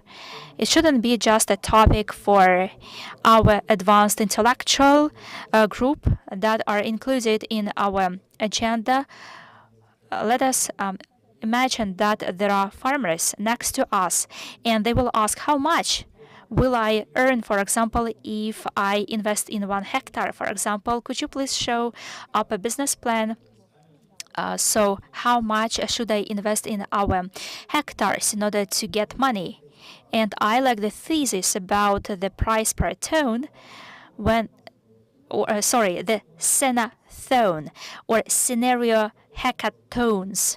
When, for example, we develop them for Kazakhstan, for Eurasia, these scenarios hackathons should be provided on a permanent basis in order to understand what kind of scenario we apply, what kind of options we have. And I like the approach which is including the social impact and how this agenda gives the opportunities for new jobs, for vulnerable population, and naming is very important. And I strongly support the proposal of our colleague to make not just net zero, but net zero nature positive. And we are searching a new economical model, national idea, about the positioning of Kazakhstan. I think here we have undervalued opportunities. Let us position ourselves as a country which brings something positive for the whole world, because we absorb a lot of carbon, and there should be a win-win. In my conclusion, I would like to say that when we speak about inclusiveness and diversity, unfortunately, for example, let us take Kalushsky site. People consider it not just like a site, but like an art facility. And then, for example, we can make it competitive. I hope that, for example, there will be similar sites next to the Aral Sea or the Caspian Sea or on the west of the country, and there will be very good competition. And that is why I think in this regard we will move in the correct direction.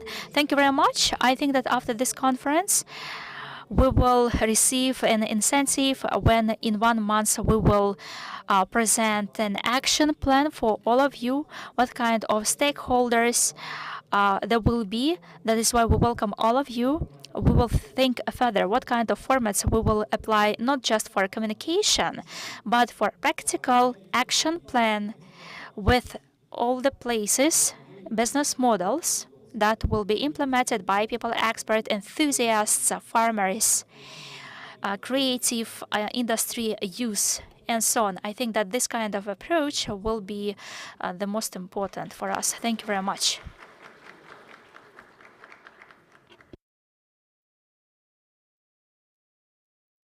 Уважаемые участники, Dear participants, please approach to the foyer, to the hall at 2.